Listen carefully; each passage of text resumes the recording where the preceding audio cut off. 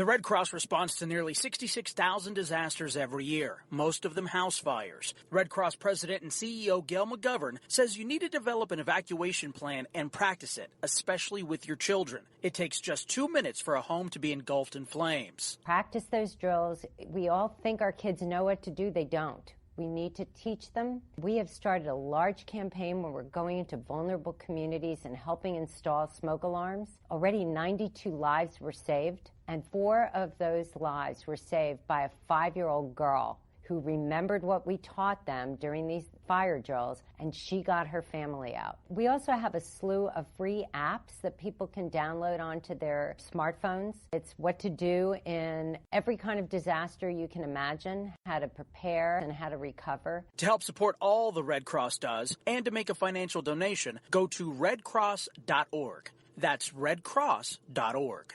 See that cute little dog in the pet store window? Chances are it came from a puppy mill. A breeding facility that forces caged, neglected, and often sick dogs to churn out puppy after puppy to be sold for profit. Meanwhile, millions of wonderful, healthy pets end up in animal shelters. This leads to the killing of more than 9,000 by the end of today. But with one simple choice, you can help. Just by deciding to adopt instead of purchase your next pet. Animal shelters are full of amazing pets looking for a home. When you adopt your new best friend, not only are you saving a life, you're taking a stand against puppy mills. When your friends see the smart choice and impact you've made, they adopt their next pet and share with 5 of their friends, who share with 5 more. Before long, thousands get involved. Pet stores stop selling dogs from puppy mills, and even more lives are saved. And with your help, we can save them all. Visit bestfriends.org/puppymills to learn more. It's Thursday night, and you're grabbing drinks with some friends. Started off with a pitcher for the table, which quickly becomes 2. There's pool. And there's the photo booth. All right, everybody squeeze in. Say cheese! Followed naturally by an order of wings. And another. Can we get some extra ranch sauce? Then there's the ceremonial nightcap. So what are we doing this weekend? And lastly, it's back to the car, which, if you're buzzed,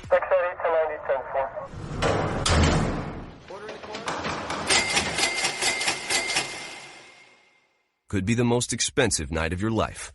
Getting pulled over for buzz driving could cost you around $10,000 in fines, legal fees, and increased insurance rates. Nothing kills a buzz like getting pulled over for buzz driving, because buzz driving is drunk driving. Brought to you by the National Highway Traffic Safety Administration and the Ad Council. Hi, I'm Jeremy Schaap. You may know me from ESPN's Outside the Lines and Sports Center. What you probably don't know is that I've suffered from Crohn's disease for almost 20 years. The Crohn's and Colitis Foundation of America's Take Steps, Be Heard walk program is the largest national walk program dedicated to raising funds and awareness to combat Crohn's disease and ulcerative colitis. To learn more about how you can help and to find a walk site near you, please visit www.cctakesteps.org. Think fast. In the short time it takes to listen to this message, a small flame can turn into a big fire. Several minutes more, and thick, poisonous smoke may have filled your lungs and reduced your ability to respond. Give it 5, and your entire home may be filled with flames.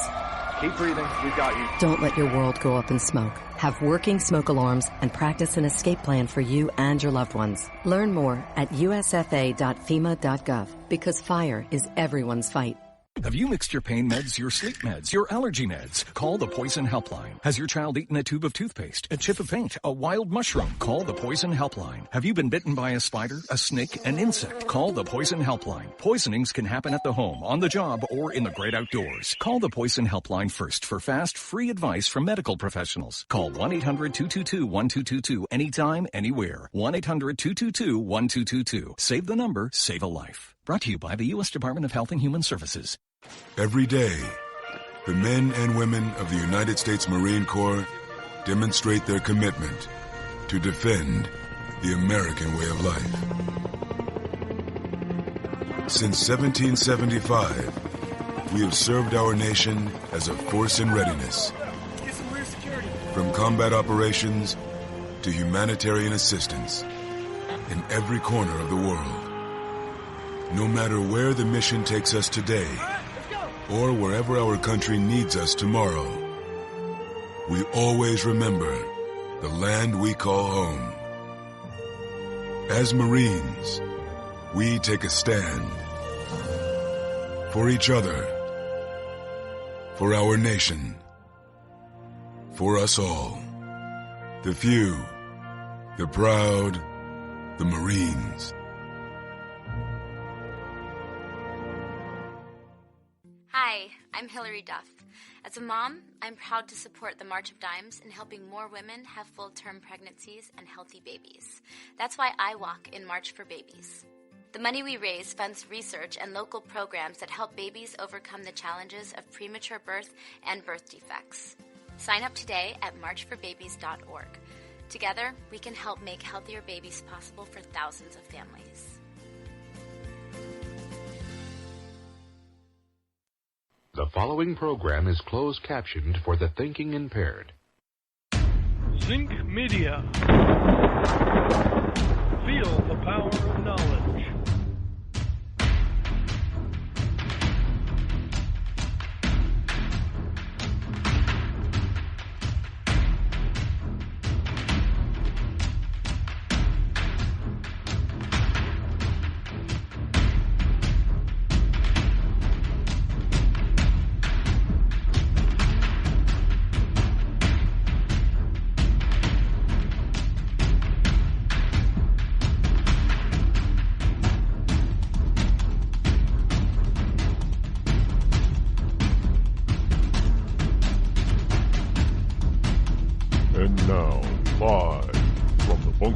Studio located somewhere within the great granite state of New Hampshire is Rod Ecclers.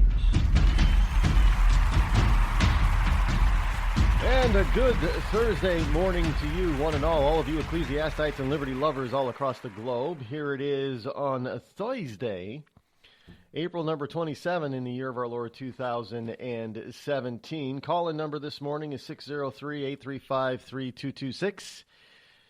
Yes, as we begin the program this morning, noting that today is, I do believe it is the start of the NFL draft season. I don't pretend to know anything about the draft. I don't. I like watching football. Here's one thing I've noticed over the past, 3 or 4 years. I haven't really been following football all that closely. I mean, I still try to pay attention to and catch a game or two of my favorite team, the Steelers, but I've sort of lost interest in watching it. I don't know why. I just haven't. I guess it hasn't been all that exciting. To some people, it's been just as exciting as ever, especially if you're a New England Patriots fan. I mean, I'm not going to say that I hate the Patriots. I don't. But my favorite team happens to be the Pittsburgh Steelers. Always has been. The Pats are good. They've had their good times and their horrific times, and now they're a dynasty. And you know what? Brady. He's due to play. He's going to be 40 this year? 39 or 40, and it doesn't look like the man's going to slow down anytime soon. I mean, we've had some good solid quarterbacks playing to their 40s. Or until the early 40s, and they started to wane. One that comes to mind is the Cajun from out of Wisconsin. Well,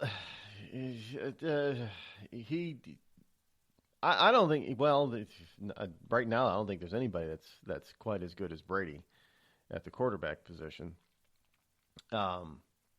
There's some potential out there for people to be real, but Brady's the best there is at the moment. I got to give the guy props. He's the best there is at the moment. And it doesn't look like he's slowing down. It doesn't look like he's slowing down at all. So what you're going to see, what I believe you're going to see, is a lot of teams that are going to be facing off against the Patriots. They're going to be looking for defensive backs and defensive linemen that can sort of better contain a QB like Tom Brady. Now, quarterbacks have always been the keystone of any football offense. And the better your QB, the better your offense is. But there have been a lot of times where the QB was just not QB wasn't the only thing. And with the Patriots, it's the same thing. The Patriots have a lot of weapons in their offensive arsenal, but the main linchpin is really, really, I mean, everything is built off of Tom Brady, because, well, you do have to build your offense off your quarterback. 'Cause if you have a quarterback that can move and run, well, your offense is going to be different from a quarterback that's big and lumbering and can't run. Tom Brady he can't run. He has no moves. As far as running goes, he's slow. He's a big guy. What is he, like 6'4"? He's a big guy. He's not a little quarterback. But he has no moves. He has no finesse. He can't run. And the Patriots have dealt with that before. Drew Bledsoe. Brady can move better than Bledsoe. Bledsoe was like like a dead fish. Bledsoe was good in his day, but Bledsoe's problem is that he was so boffo lumbering that if you could contain him, he wouldn't be able to get out because he had no moves. He couldn't run. He could not move. He was slower than molasses. That was his big downfall. Once they figured out how to contain Bledsoe, that was it. But Brady, it just seems like, he can't run, and so most of the time he doesn't even try. So he'll just stay there because he's so damn good and so damn accurate. He'll just pick you apart. So it's hard to contain a QB. Like a QB that's quick with the arm. Brady's got a rifle. He's got a cannon for an arm. Bledsoe had a strong arm too, but when you have a release, his release is one of the. I've heard people talk about Tom Brady's release. It's lightning fast. Now, for those of you who are less initiated, that means when a quarterback has the ball and he actually starts the process of throwing it, it's called the release. And Brady can do it fast. I mean, he'll tuck that ball so it's protected in case he gets sacked so he doesn't fumble it. But his ability to cock his arm and throw and release that ball, which is called the release, is lightning fast. Now, I've never timed it. And this is what I've heard commentators talk about, and I've seen a few articles written about it. He's got a very fast release. So he's slow on the run, but he's quick on the release. So when you have somebody who's got a strong arm and a quick release, it's hard to contain him. It really is. And he doesn't seem to be slowing down. I mean, we're always told that, the quarterbacks, this guy and that guy, and, the older they get, they're slowing down a little bit. We heard that about Jerry. Remember Jerry Rice? Jerry Rice was the Peter Pan of the NFL for a while. But people would make fun of him too. He said it was his diet and his exercise regimen that kept his body young and able to compete for so long.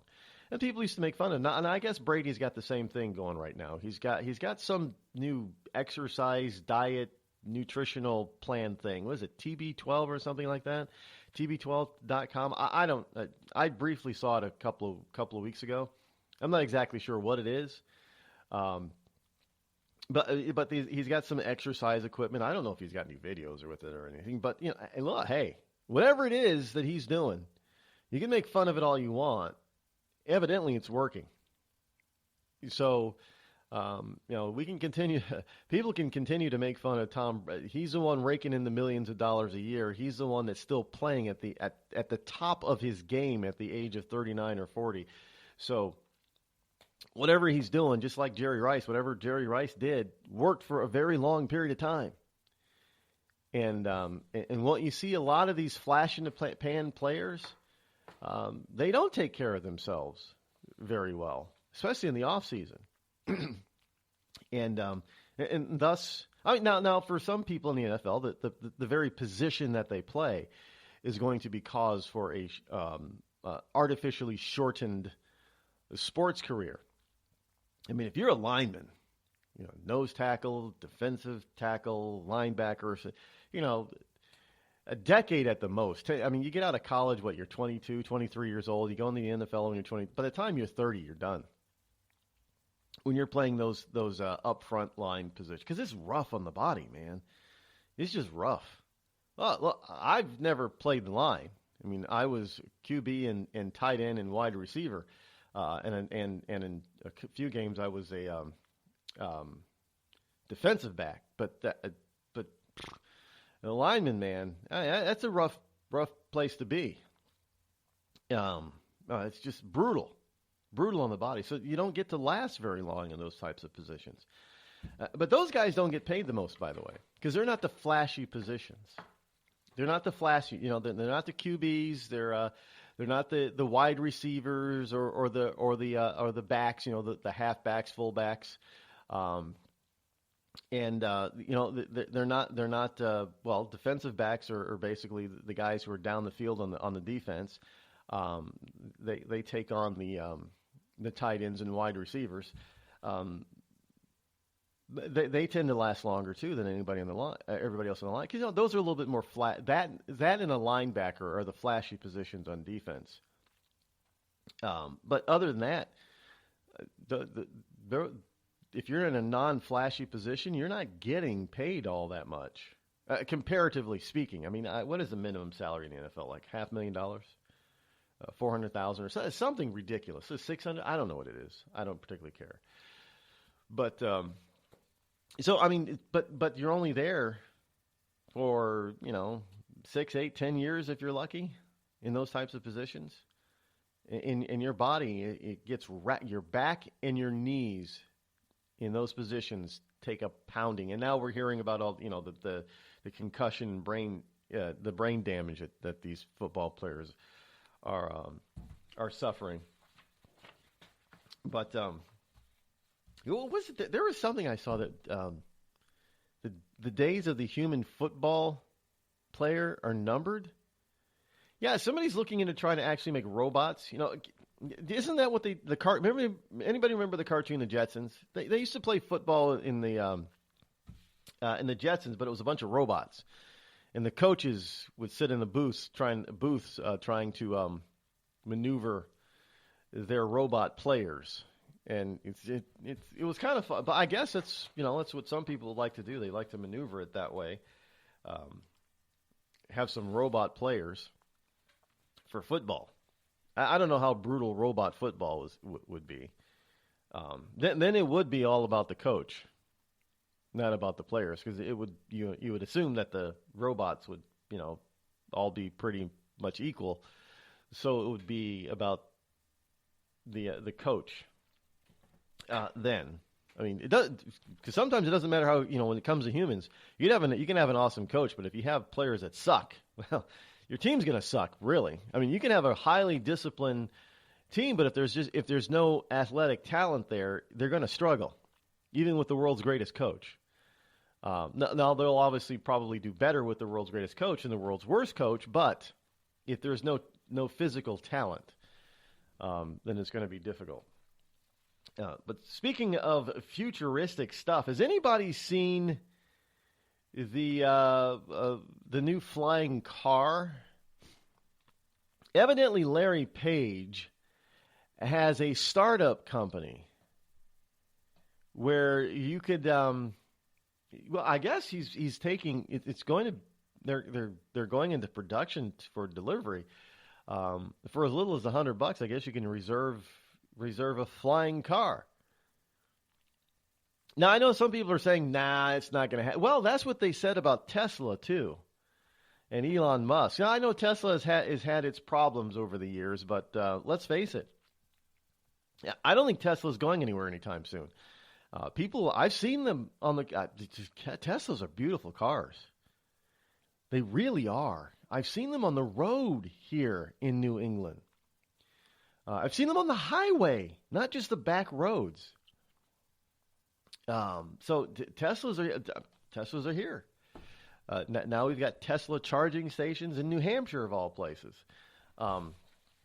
But this flying car thing by Larry Page, it looks pretty cool. All it is a mini hovercraft. And it's got a bunch of it's a drone. It's a person sized drone. Is basically what it is and what it looks like. And evidently, you don't need a license or a pilot's license or anything to fly this thing. And people are, I guess, all the video shows it over water. But I guess he's got a number of different plans for this thing, and it calls for some. We've had this whole notion of flying cars, real flying cars that actually work, that were promised to be put in production since the 80s. All right, now I remember that one of the first flying. I mean, it was a cool looking thing. It looked like a real car that could fly, man. It was awesome. But the problem was, government put a death spike in its heart, because they didn't know how to classify it. Would you need a private pilot's license for it, or would you need a driver's license for it? What type of infrastructure? No government entity wanted to pony up the new infrastructure that might be required for these things. So they kind of killed it.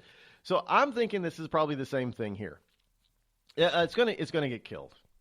It's gonna be relegated to some recreational use thing that people are going to get bored with, but there's only so much you can do to hold back technology. There's only so much governments can do, because eventually technology just breaks out, and if they're not prepared for it, then all hell breaks loose. Well, I don't know. Who's your favorite football team, by the way? Like I said, I like the Steelers. Who are you betting on this year? Before the draft has even started and come to a close, who are you betting on this year for the Super Bowl? Now, again, I'm a Pittsburgh Steelers fan, but I think if I were a betting man, I'd have to bet on the Patriots. The following program is closed captioned for the...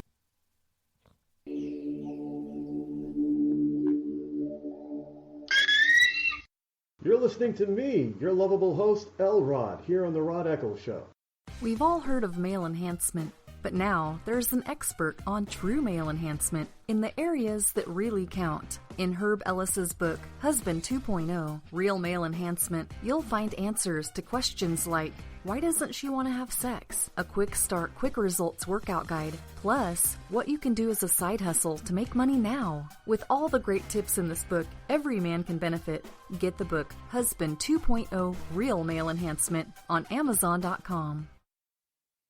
Tired of paying outrageous prices for Viagra? Well, we have great news for you. Now you can finally get Viagra at huge discounts. Healthy Man allows you to save up to $500 on Viagra. Why pay U.S. pharmacy prices of $15 per pill or more when you can get Viagra for less than $3 a pill? Call today and get 40 Viagra pills for only $99. This can cost as much as $600 at your local pharmacy. You can't afford not to call us. If you want Viagra at the lowest prices, never pay $15 a pill pharmacy prices again. Get Viagra for less than $3 a pill. Call 800-595-2614 today and save up to $500 and get 40 pills for just $99. Healthy Man is fast, easy, and affordable. Operators are waiting at 595-2614 to take your call now. Call 800-595-2614. That's 800-595-2614. Again, 800-595-2614. It started with a knock, but it wouldn't end there. What happens in the story next, many wouldn't understand, and most wouldn't believe. 5 + 2 = Perfection by Samuel Rosette Jr. is a must-read. The scriptures within are reminders of the ancient past, and yet intriguingly infuses with texts which stand on the edge of the stage of relevancy. Available online at Westbow Press, Amazon, Books A Million, Barnes & Noble, and SamuelRosetteJr.com. If you love to smoke, then you know there's no place left in America where you can light up a butt these days. That's why Carnival is proud to offer our new Smokers Cruise. You'll board our our luxury liner and be off to, who cares where you go? The point is, you'll be in international waters where you can smoke 24 hours a day for a full 2 weeks. They let us smoke on the dance floor, at all our meals, even in the pool. I like all the activities. Smoke-alongs, cigar races. Hey, I met a babe who smokes unfiltered Luckies. What? The Smoker's Cruise. Sign up now for regular or menthol. Hey, it's not just a vacation. It's the lung buster. My friend could see me now.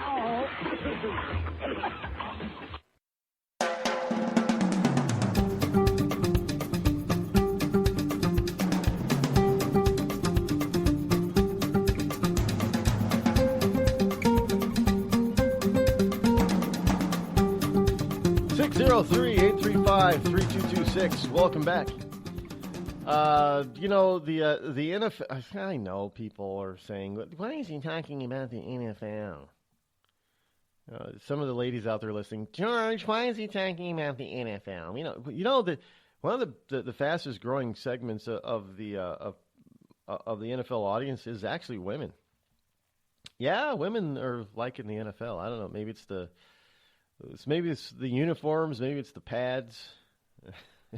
Because obviously, when a lot of those guys take off their, professional athletes, most of them are just not pretty people.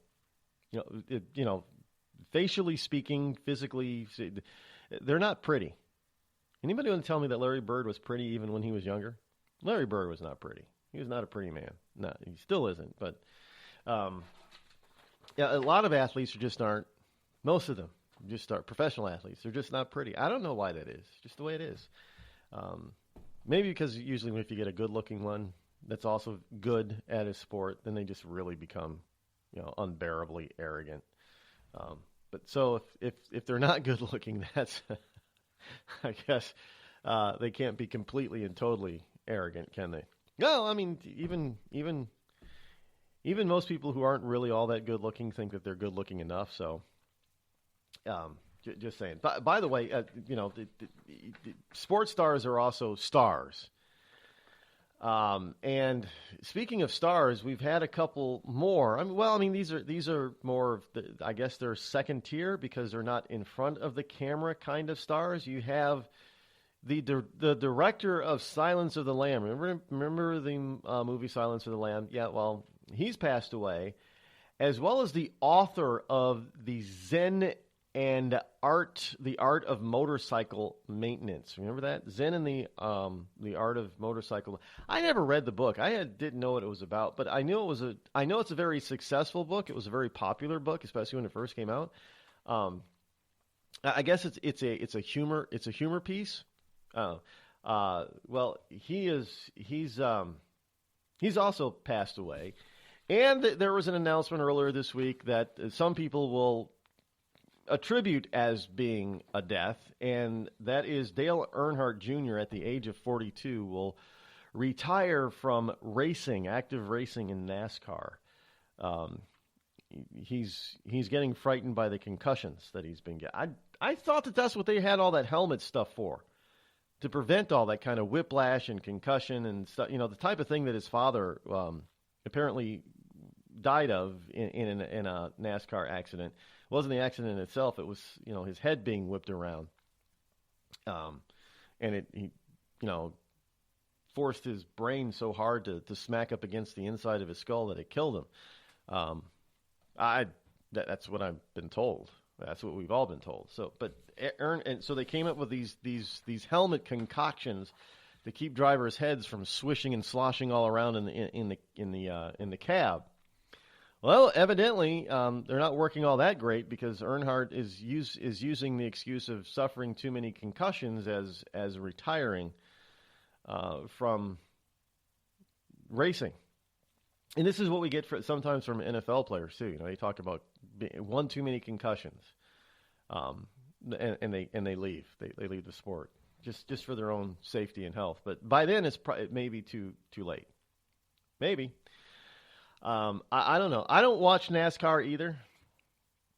NASCAR is not my type of sport. I don't like to sit in an audience and watch a bunch of cars go around a track that's, a mile long or something. I don't know. Just go as fast as you can and go around in an oval as fast as you can. But I know if you watch Indy races, you don't get to see much of the race.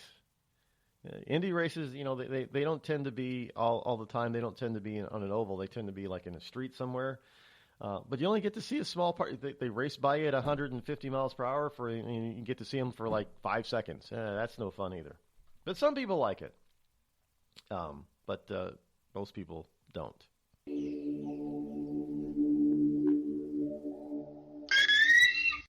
The Red Cross responds to nearly 66,000 disasters every year, most of them house fires. Red Cross President and CEO Gail McGovern says you need to develop an evacuation plan and practice it, especially with your children. It takes just 2 minutes for a home to be engulfed in flames. Practice those drills. We all think our kids know what to do. They don't. We need to teach them. We have started a large campaign where we're going into vulnerable communities and helping install smoke alarms. Already 92 lives were saved, and 4 of those lives were saved by a 5-year-old girl who remembered what we taught them during these fire drills, and she got her family out. We also have a slew of free apps that people can download onto their smartphones. It's what to do in every kind of disaster you can imagine, how to prepare and how to recover. To help support all the Red Cross does and to make a financial donation, go to redcross.org. That's redcross.org. I'm just so happy my father had a chance to see his kids before he passed. I just want to say thank you. When her father fell ill, the American Red Cross was able to help get Veronica's brother home from the Navy to speak to his father one last time. It's thanks to your donations that we can connect military families when they need it most. Please donate today at redcross.org. It's Thursday night, and you're grabbing drinks with some friends. Started off with a pitcher for the table, which quickly becomes 2. There's pool. And there's the photo booth. All right, everybody squeeze in. Say cheese! Followed naturally by an order of wings. And another. Can we get some extra ranch sauce? Then there's the ceremonial nightcap. So what are we doing this weekend? And lastly, it's back to the car, which, if you're buzzed,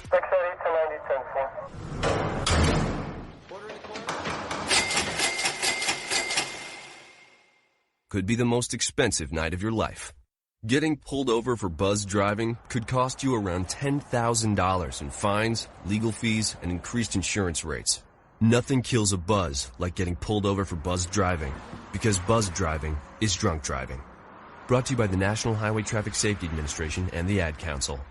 Every day, the men and women of the United States Marine Corps demonstrate their commitment to defend the American way of life. Since 1775, we have served our nation as a force in readiness. From combat operations to humanitarian assistance in every corner of the world. No matter where the mission takes us today, or wherever our country needs us tomorrow, we always remember the land we call home. As Marines, we take a stand for each other, for our nation, for us all. The few, the proud, the Marines.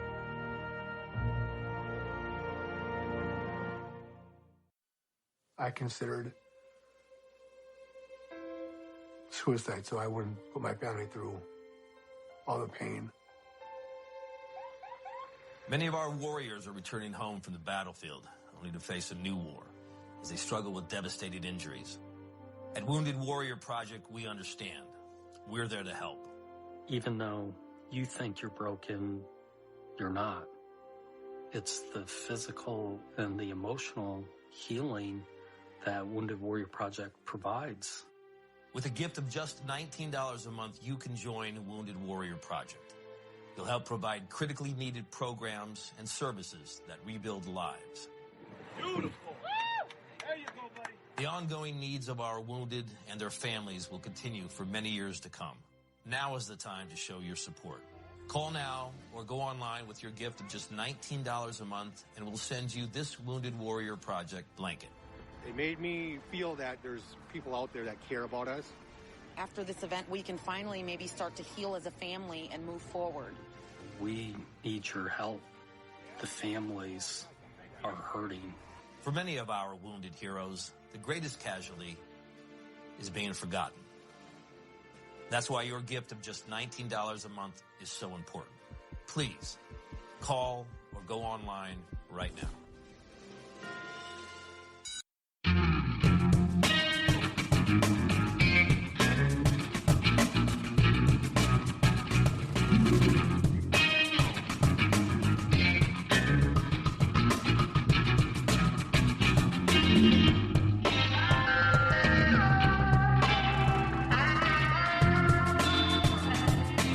Back 603-835-3226. That is the number to call should you wish to join me here live here on the Rod Eccles Show. By the way, if you are looking for an opportunity in the business world, as they say down south, or if you're just looking for a way just to earn some extra money, you might want to consider driving with Uber. And I say driving with Uber because you don't work for Uber when you become an Uber driver. You work for yourself, and you set your own schedule. You set your own hours. If you want to go out for an hour on one day and drive people around, you can do that. If you want to go out for an entire day, 8, 12 hours, you can do that. You set your own schedule. Uber does not tell you when you can and cannot drive. And you can make some decent money, as much as, $35, some people $50 an hour. And now of course, rates are not guaranteed, but it depends on the area that you are driving in, how popular the service may be. But Uber is just about everywhere now that it's legal. I know there are some places like New York State, upstate New York State, outside of New York City, I think Uber is basically illegal in the state of New York, except for New York City, which may be changing soon. So if you're in those, but they're not allowing any ride-hailing or ride-sharing services to operate in New York. I know New York is just such an armpit. But if you don't live in New York State, you have the opportunity to make some decent money. There are people out there making full-time incomes by driving for Uber. They found themselves a new business.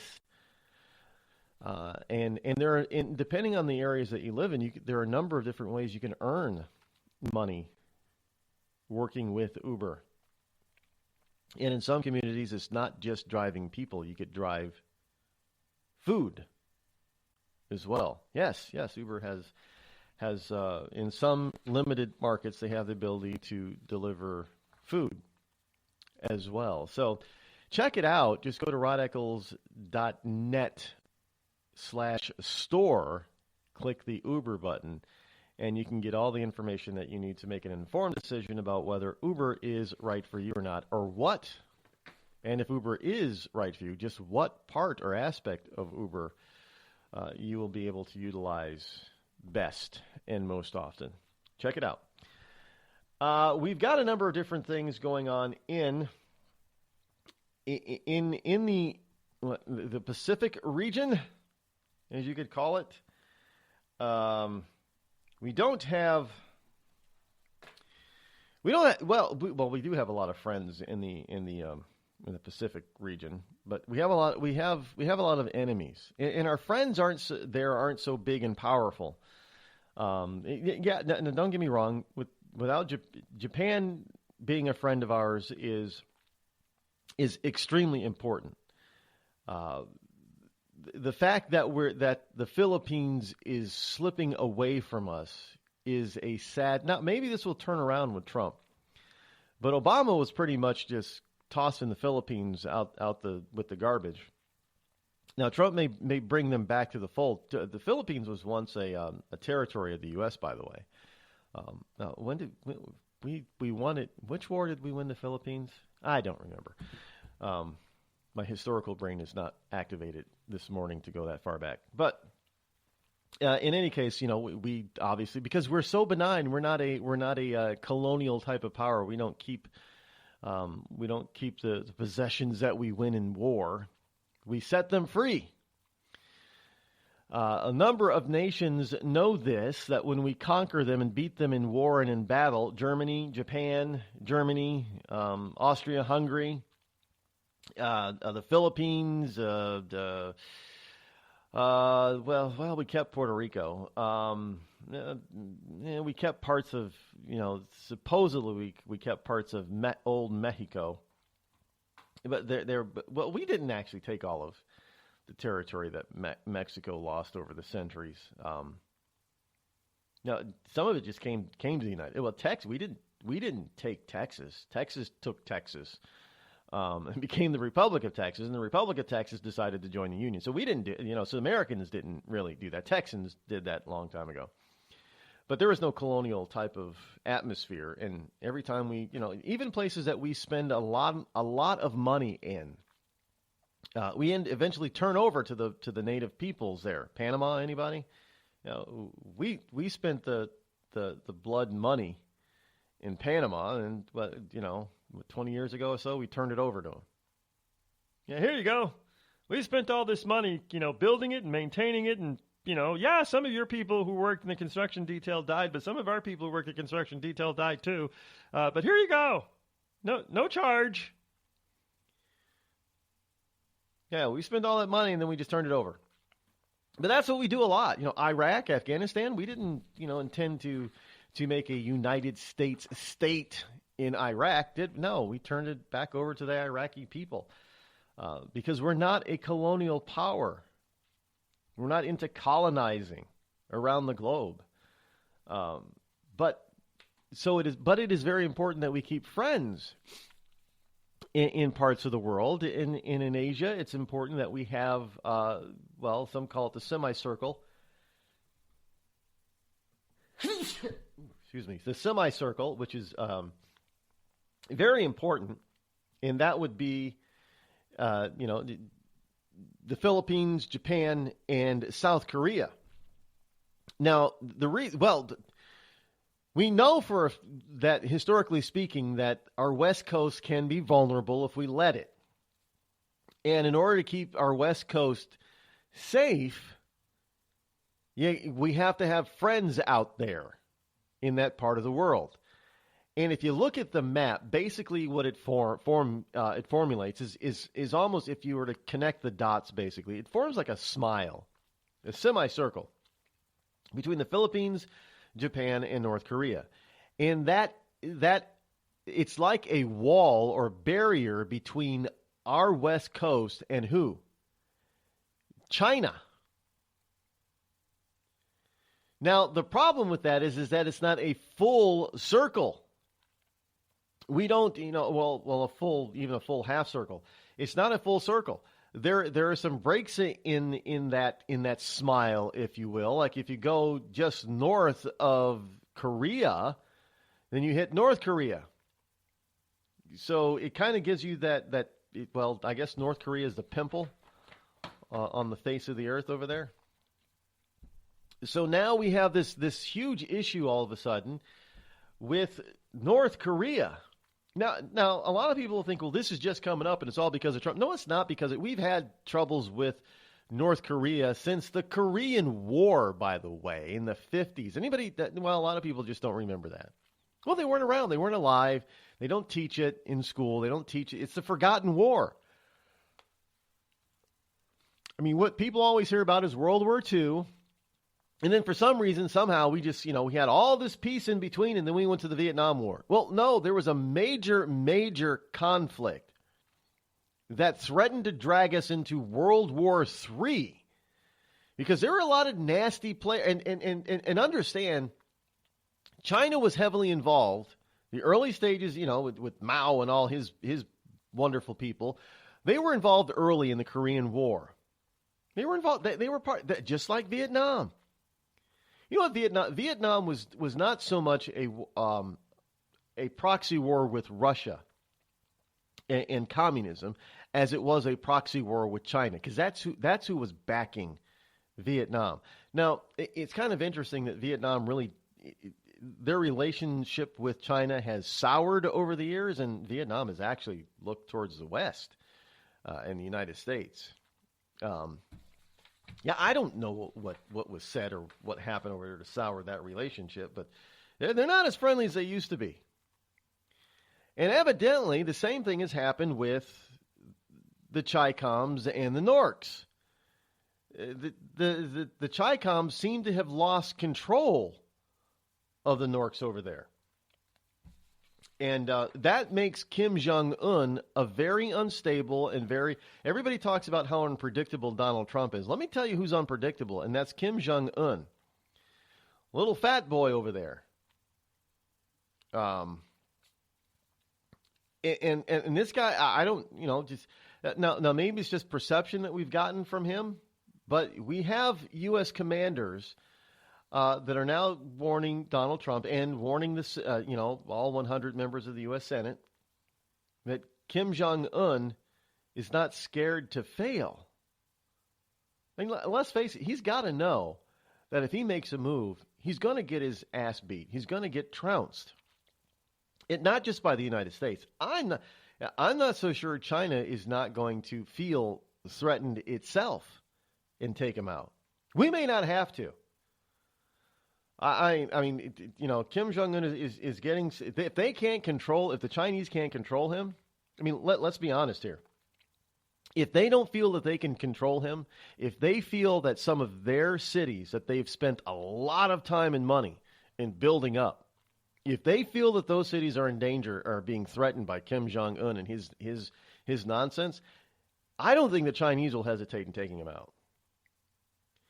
And if you think that it would be a sort of a cakewalk for the United States to do it, if China brings its weight down with its army, they would crush him.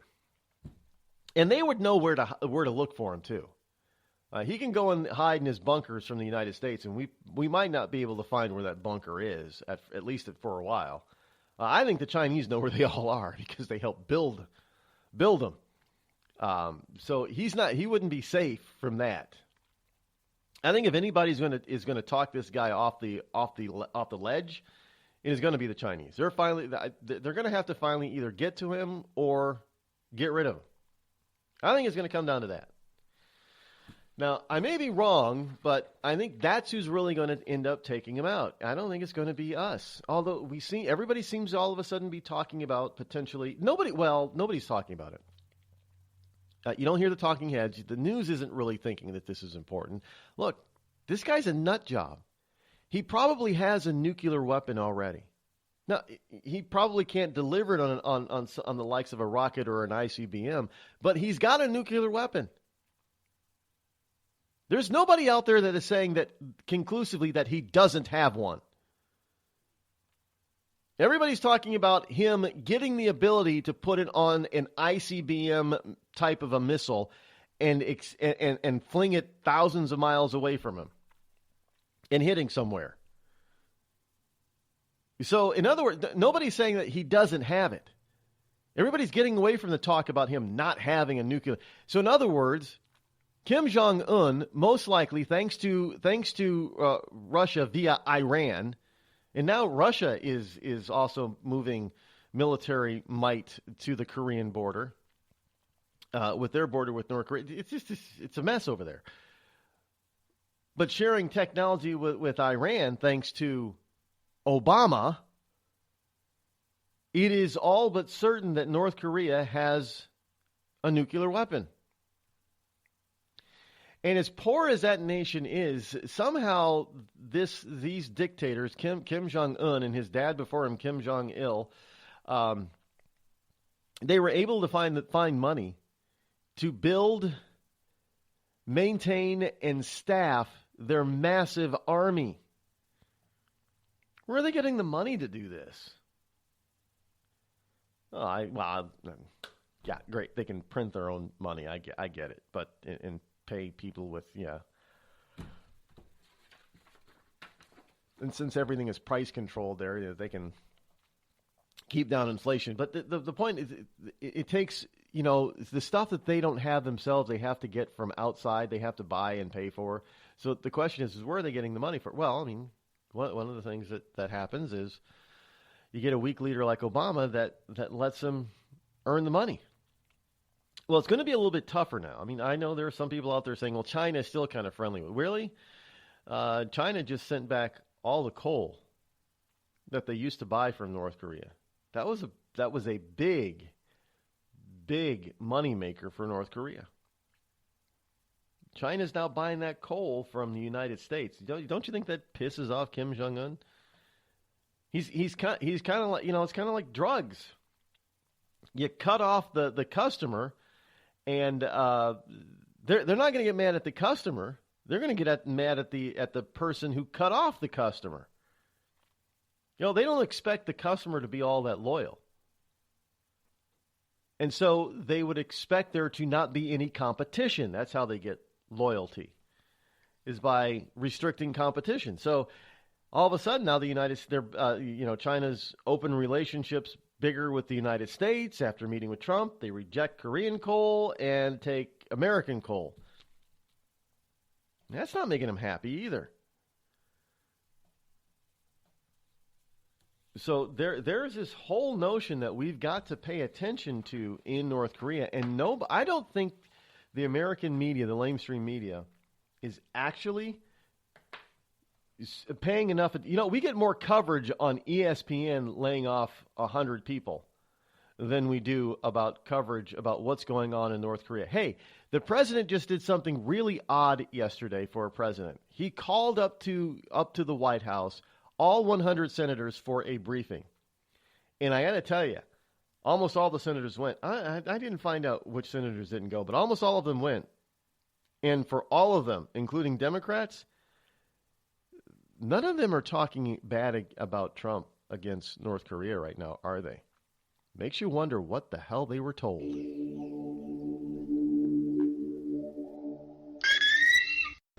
Hello, America. It's me, your history. I remember a time when we thumbed our nose in a king's face, sent him packing. And when fascists and emperors talked a little bit too loud, we showed up, tore their cities to the ground, and then rebuilt them just to prove we could. We put men on the moon, we won a Cold War, and we elected fearless leaders who led fearless people. What the hell happened to you, America? Back in my day, we didn't elect a big-eared community organizer. We punched him in the kidney. Maybe it's time you came home, America. Home where you belong. We've all heard of male enhancement, but now there's an expert on true male enhancement in the areas that really count. In Herb Ellis's book, Husband 2.0, Real Male Enhancement, you'll find answers to questions like, why doesn't she want to have sex? A quick start, quick results workout guide. Plus, what you can do as a side hustle to make money now. With all the great tips in this book, every man can benefit. Get the book, Husband 2.0, Real Male Enhancement, on Amazon.com. Tired of paying outrageous prices for Viagra? Well, we have great news for you. Now you can finally get Viagra at huge discounts. Healthy Man allows you to save up to $500 on Viagra. Why pay U.S. pharmacy prices of $15 per pill or more when you can get Viagra for less than $3 a pill? Call today and get 40 Viagra pills for only $99. This can cost as much as $600 at your local pharmacy. You can't afford not to call us. If you want Viagra at the lowest prices, never pay $15 a pill pharmacy prices again. Get Viagra for less than $3 a pill. Call 800-595-2614 today and save up to $500 and get 40 pills for just $99. Healthy Man is fast, easy, and affordable. Operators are waiting at 595-2614 to take your call now. Call 800-595-2614. That's 800-595-2614. Again, 800-595-2614. It started with a knock, but it wouldn't end there. What happens in the story next, many wouldn't understand, and most wouldn't believe. 5 + 2 = Perfection by Samuel Rosette Jr. is a must-read. The scriptures within are reminders of the ancient past, and yet intriguingly infuses with texts which stand on the edge of the stage of relevancy. Available online at Westbow Press, Amazon, Books A Million, Barnes & Noble, and SamuelRosetteJr.com. You know, a couple of weeks ago, a long-haired young person came into our bank and said to me, "I bet you won't lend me money to buy an electric guitar." Well, he was making $100 a week, and he was over 18, and I said, "I bet you I will lend you money to buy an electric guitar." And I did. So what happens? The punk gets busted for possession of dangerous drugs, and we're out $350. There's one thing about kids nowadays. You don't have to give them credit.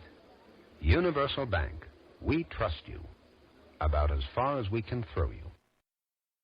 Call Rod now, 603-835-3226. Lines are open.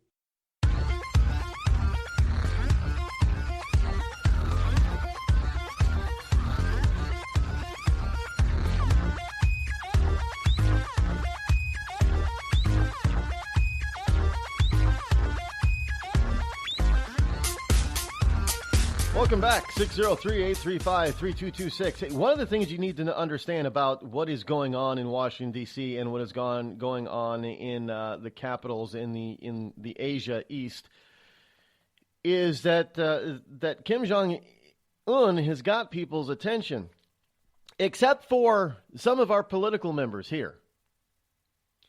Now, for instance, from what I'm gathering right now, 99 senators out of 100 went up to the White House to get a briefing.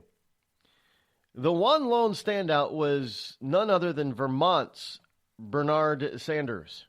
Yes, Crazy Bernie didn't go. Why? Because he didn't, and I quote, didn't want to be a part of the White House roadshow.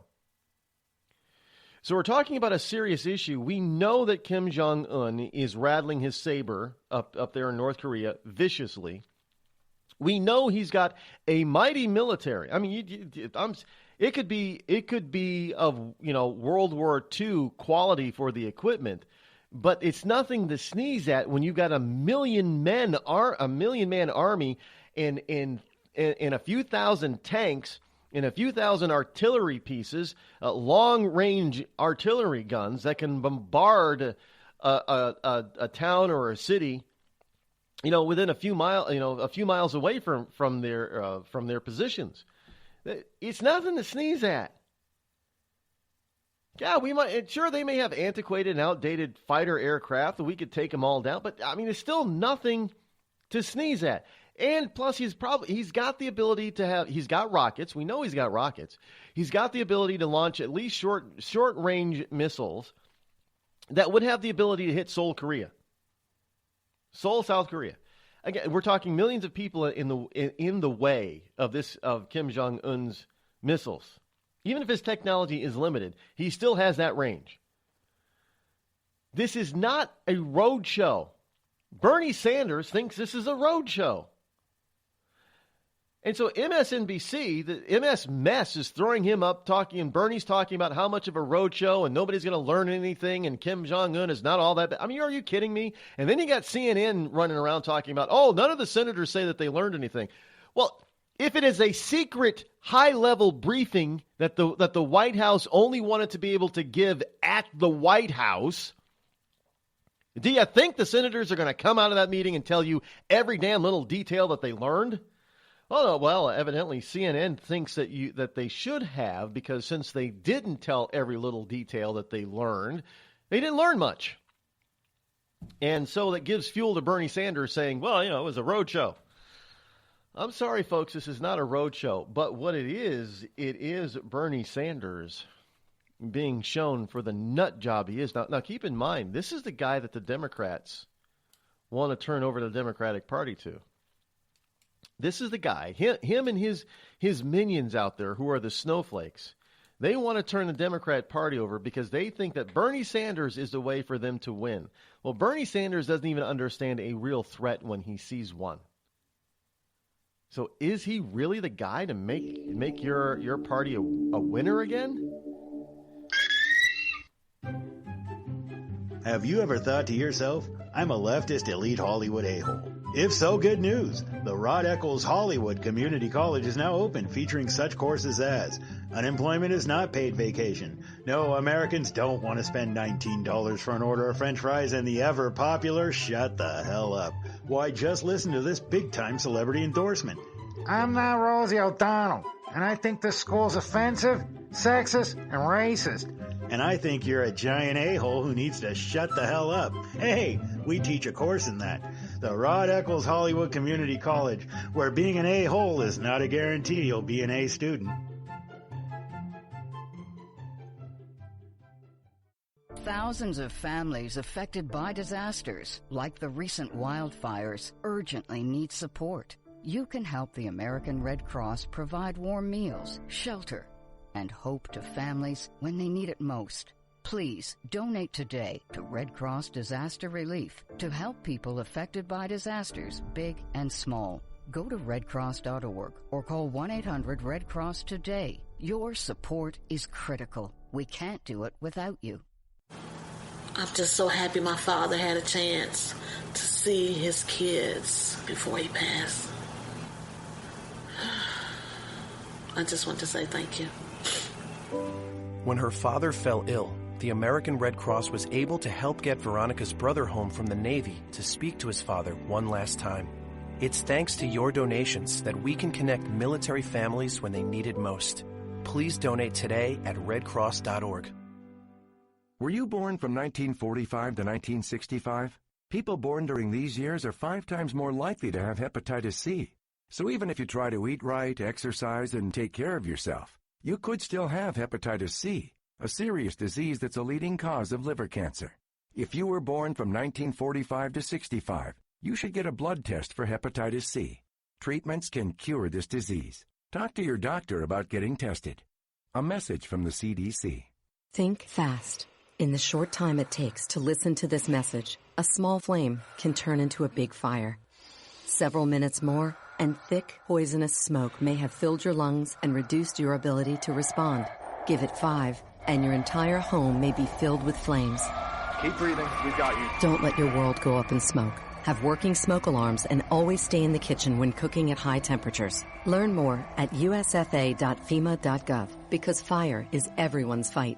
Have you mixed your pain meds, your sleep meds, your allergy meds? Call the Poison Helpline. Has your child eaten a tube of toothpaste, a chip of paint, a wild mushroom? Call the Poison Helpline. Have you been bitten by a spider, a snake, an insect? Call the Poison Helpline. Poisonings can happen at the home, on the job, or in the great outdoors. Call the Poison Helpline first for fast, free advice from medical professionals. Call 1-800-222-1222 anytime, anywhere. 1-800-222-1222. Save the number, save a life. Brought to you by the U.S. Department of Health and Human Services. Premature birth is the #1 killer of babies. Those who survive often face birth defects and complications that affect them for life. For hundreds of thousands of families in the United States, this is the hardest thing they will ever have to face. And it's even harder on the baby. March of Dimes is providing education and support to families and funding life-saving research to give every baby a fighting chance. You can help. Do something today.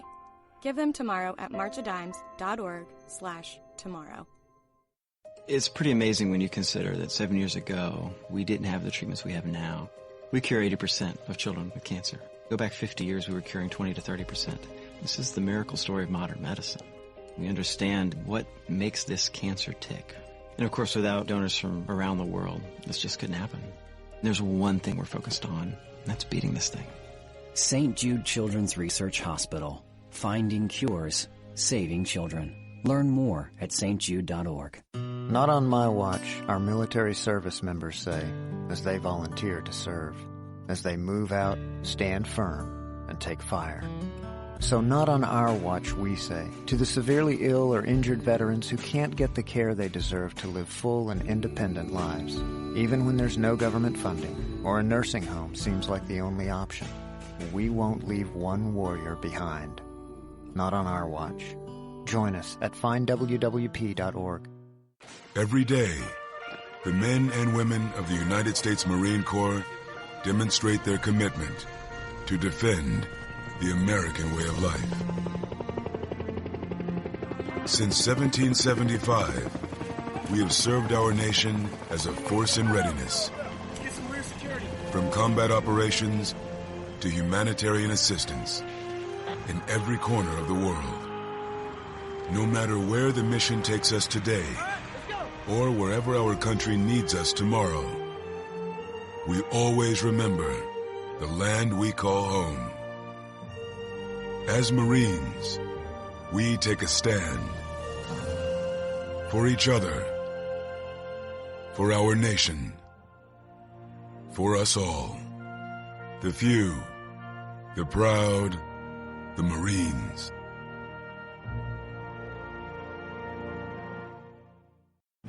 America's wounded warriors are coming home.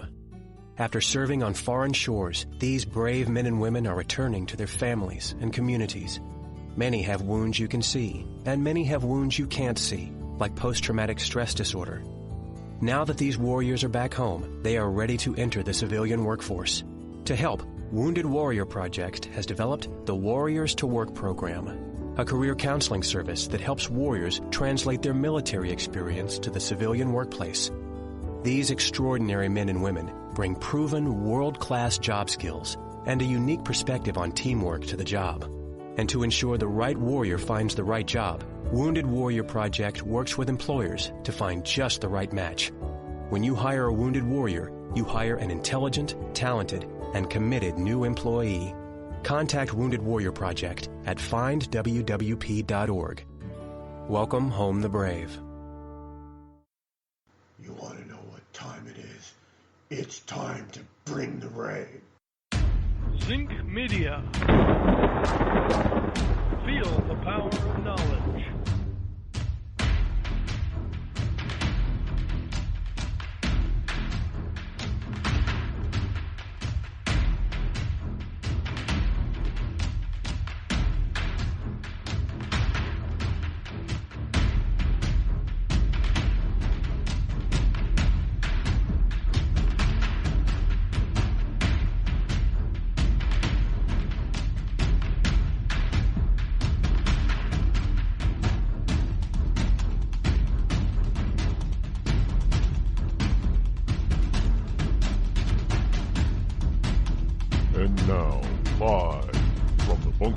Studio located somewhere within the great granite state of New Hampshire is Rod Ecclers.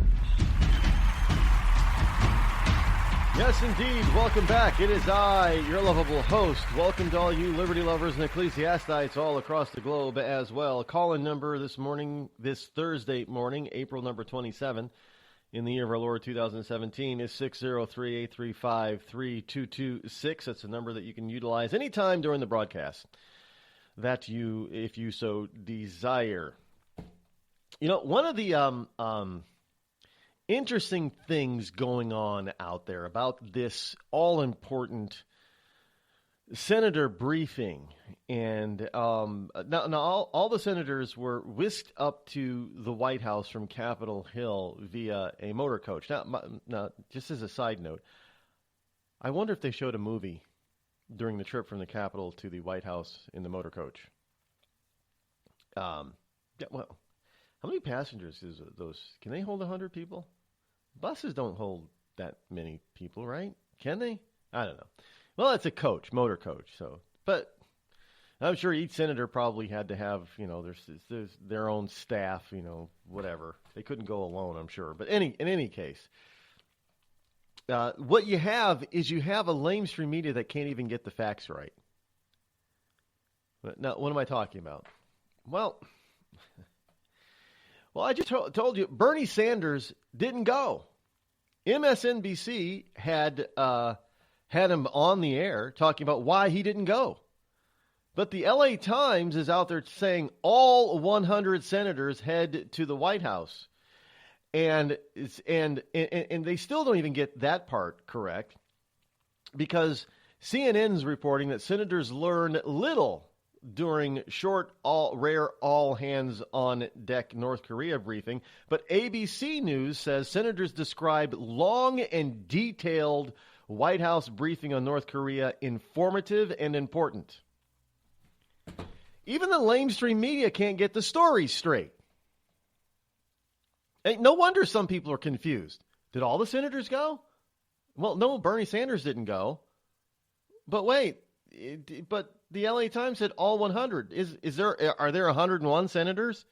No, there's still only 100 senators. And Bernie Sanders was on MSNBC saying why he didn't go because he thought it was a trick, a road show as he calls it. And of course, then CNN, the Clinton News Network, the wonderful fake news network that CNN is saying, oh, yeah, senators didn't learn a damn thing. It was a waste of time. Bernie Sanders was probably right. It was nothing. But then ABC reports, yeah, all the senators are saying it was an important briefing. I wonder if it was such a dog and pony show, why haven't any of the dog and pony type of senators from the Democrat Party come out and talked about how much of a waste of time it was? Now, maybe we still will hear from Chuck Schumer about how much of a waste of time it was.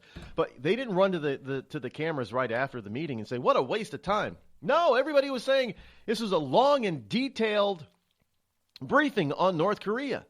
I mean, evidently you got some generals out there now saying, hey, Hawaii is now threatened by North Korea. In fact, the threat to Hawaii is so real that we need to move our missile shield or missile defensive capabilities to Hawaii. Now, that's a surprise to me because I already thought we had some sort of Patriot missile or THAAD anti-missile defense system in Hawaii. Evidently, we don't. Because they're recommending that we move batteries of these systems there. Well, I don't know about you, but what was Obama doing over the past 8 years? Did he have his thumb up his ass or something? I don't get it. How do you, if not for any reason whatsoever, just out of the historical significance of what has happened in Hawaii, you would at least have some sort of at least shell of a missile defense system in Hawaii. Evidently, there's nothing there. I don't know why. Well, we still have a major naval station there. I mean, it is our most westward / eastward outpost that is ours. And it's stuck out there all by its lonesome. And it isn't well defended? What was Obama doing? Now, according to U.S. Pacific Forces Commander Admiral Harry Harris Jr., yes, I know, try to say that 10 times fast, Harry Harris Jr., he said that the Pentagon needs to consider deploying new anti-ballistic missile systems and a defensive radar to Hawaii to protect against a growing threat from North Korea. Again, we don't already have a system in place? Is this something that the senators learned at the briefing? Hey, guess what, guys? Obama left Hawaii wide open. There's no real defense system in place in Hawaii right now. We need to do something about that, okay? Okay. I mean, other than, I'm not a military expert, and I don't play one on TV. But I would tend to believe that I know that Hawaii is an important asset to the United States in many, many different ways. And to leave it basically defenseless is criminal.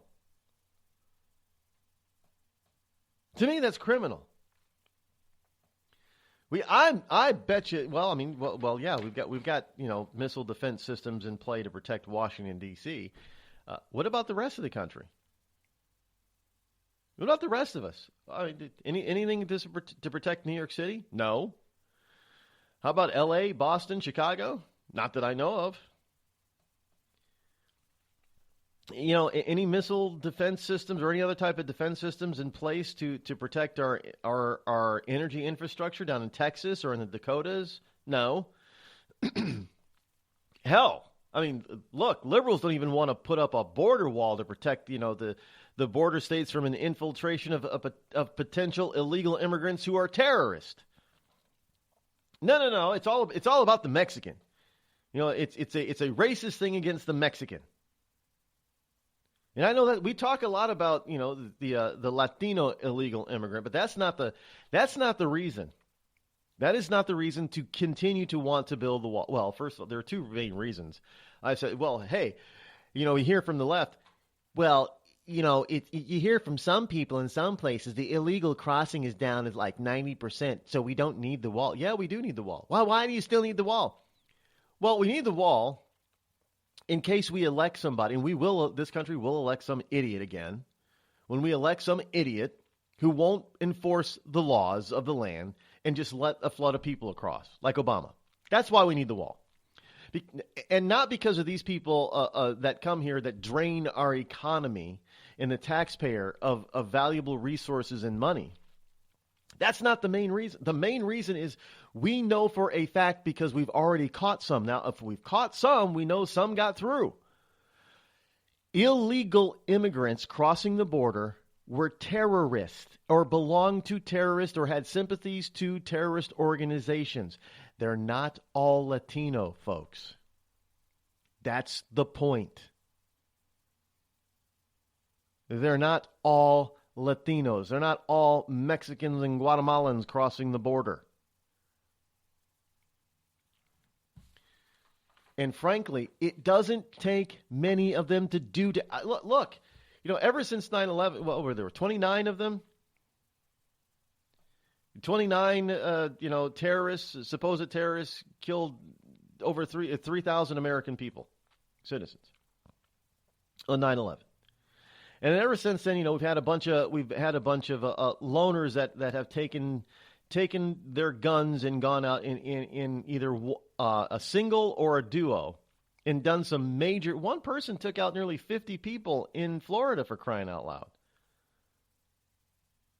So how many lone wolves do you want to let across the border? Really? Are you willing to take that risk and that chance? Well, of course not. But there are people that in Washington that want to play fast and loose with your security and your safety. And now we have military personnel telling us, hey, this guy in North Korea, he's the real deal. He's a total nut job. He doesn't have any fear of failure. I mean, he most likely knows that he is going to lose and fail, but he doesn't care. He has no fear of that. He's going to go down in history in the Korean people's mind as some glorious godlike figure on the planet that took on the big enemy of the United States and its allies, and he defeated them. Even though he lost, he still defeated them, and he showed them what's what. He's a nut job that is willing to do anything. I mean, that puts a lot of Americans and our allies in danger, and we do not have anything in place to protect the people. People are assets. We don't have anything in place. Evidently, if we had something in place, and then the U.S. Pacific Forces commander, Admiral Harris, wouldn't be suggesting or asking for defensive radar systems and anti-ballistic missile systems to be moved to Hawaii. I mean, we're moving the THAAD system into South Korea. We're not moving anything into Hawaii. I don't know. Does Japan have its own system? They do have to. On a lighter note, Japan does have to fend off Godzilla from time to time, so they should have something on their own, right? I mean, is that what some people think? I mean, here, not that Japan is completely innocent, but here's a country that ever since World War II has been very much benign. They have no offensive capabilities, or very little offensive capabilities as far as its military is concerned. But there are still people in the region that hate Japan. How the hell do you hate the Japanese? Yeah, I mean, sure, they've become an economic powerhouse in the East, but they don't do anything else. Really, they don't really get involved in foreign affairs anywhere, not even close to them. Even the South Koreans and Japanese have minor discrepancies and things that go on in in the territories that border each of the nations. But it's like everybody still hates the Japanese. And the Japanese are sitting there thinking, "What? Why us? We didn't do anything. We haven't done anything since World War II. You kicked our butts, and we went and became the good guys. And now North Korea wants to attack us too. What the hell's going on here?" So you got to ask exactly how we let these when we let these tyrants exist, when we let them foment, they come back to bite us later on. We like to say, well, they're no big deal, they're no problem, they're not going. And it seems like eventually we have to take care of them. And it seems like that when we finally get around to taking care of them, it cost us more in blood and treasure than if we would have taken care of them right off the bat. If we would have taken care of Iran when we had the chance back in the 80s under Carter, we wouldn't have the problem with Iran. If we would have taken care of Saddam Hussein, but when before he got too big for his britches, we wouldn't have had Desert Storm and Enduring Freedom. If we would have taken care of the Soviet Union when Patton said, let's not stop World War II right now, let's go in and take care of the Russians, we wouldn't have had, 50 years of the Cold War. And I don't know how many people might be alive today. So when it comes to North Korea, are you really willing to let this tyrant go on, get bigger and badder until he gets a nuclear weapon that is capable of hitting the United States mainland and then trying to go in and taking care of him instead of taking care of him now? One way or the other, we're going to have to. You're listening to the Rod Ecclers Show, the coolest, most politically incorrect, conservative black man on the planet. Tired of paying outrageous prices for Viagra? Well, we have great news for you. Now you can finally get Viagra at huge discounts. Healthy Man allows you to save up to $500 on Viagra. Why pay U.S. pharmacy prices of $15 per pill or more when you can get Viagra for less than $3 a pill? Call today and get 40 Viagra pills for only $99. This can cost as much as $600 at your local pharmacy. You can't afford not to call us. If you want Viagra at the lowest prices, never pay $15 a pill pharmacy prices again. Get Viagra for less than $3 a pill. Call 800-595-2614 today and save up to $500 and get 40 pills for just $99. Healthy Man is fast, easy, and affordable. Operators are waiting at 595-2614 to take your call now. Call 800-595-2614. That's 800-595-2614. Again, 800-595-2614.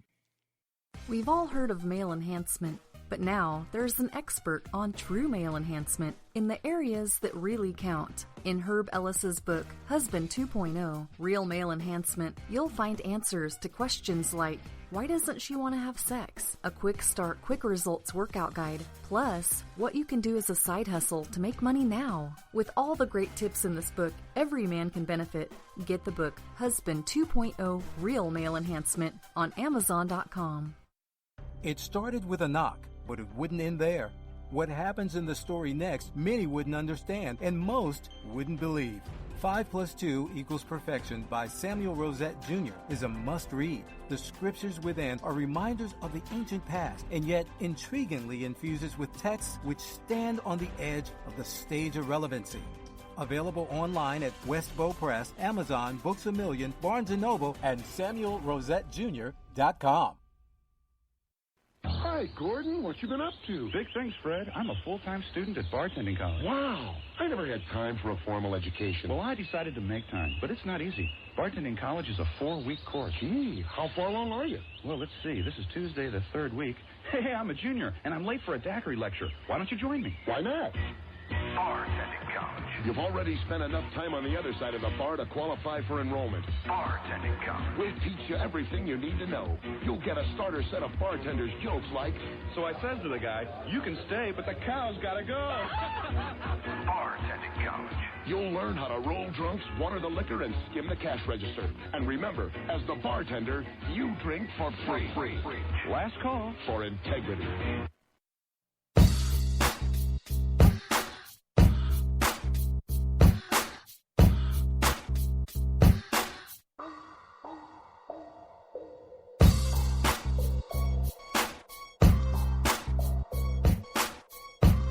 603-835-3226. Welcome back. This whole thing that has to do with Hawaii, and it has to do with our defensive capabilities of defending the American people, is very serious stuff. Now, according to General Harris, Kim Jong-un is clearly in a position to threaten Hawaii today, in my opinion. Excuse me, not General, Admiral. Did I say General Harris? Admiral Harris. He's the chief of U.S. Pacific Command, and he told the House Armed Services Committee, I have suggested that we consider putting interceptors in Hawaii that defend directly and that we look at a defensive Hawaii radar. The U.S. currently has anti-missile interceptors at Vandenberg Air Force Base in California and at Fort Greely in Alaska. And, well, it should be out there in Hawaii, too. It's not hard to, from a radar and space standpoint and using, coordinates, it's not hard to find Hawaii. I mean, I know it's stuck out there in the middle of the Pacific Ocean, but when it comes to needing to find it, it's not hard to locate. Not anymore. Maybe at one point it used to be, but it's not hard to locate now.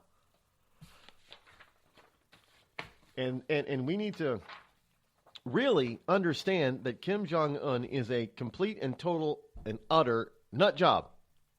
Yeah, and well, maybe it's not. Maybe he's just a happy-go-lucky fat boy. Maybe he might. He's just a happy-go-lucky kind of fat boy, and somebody else is pulling his strings and is actually ruling the country from behind the scenes. I don't know, but if you ever look at pictures of him, it looks like he's in full control. He doesn't look like a nice person. Well, he doesn't. He just doesn't. He's obviously a very rotund, robust. He likes to eat too.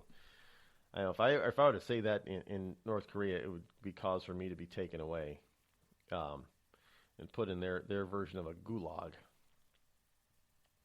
The senators have also been told that North Korea nuclear threat is urgent. So the Senate took part in a rare White House briefing, according to Free Beacon, on Wednesday yesterday to hear what senior leaders described as an urgent national security threat posed by North Korea's nuclear and missile programs. Combine that with, you have a military brass that says North Korea poses a threat to Hawaii.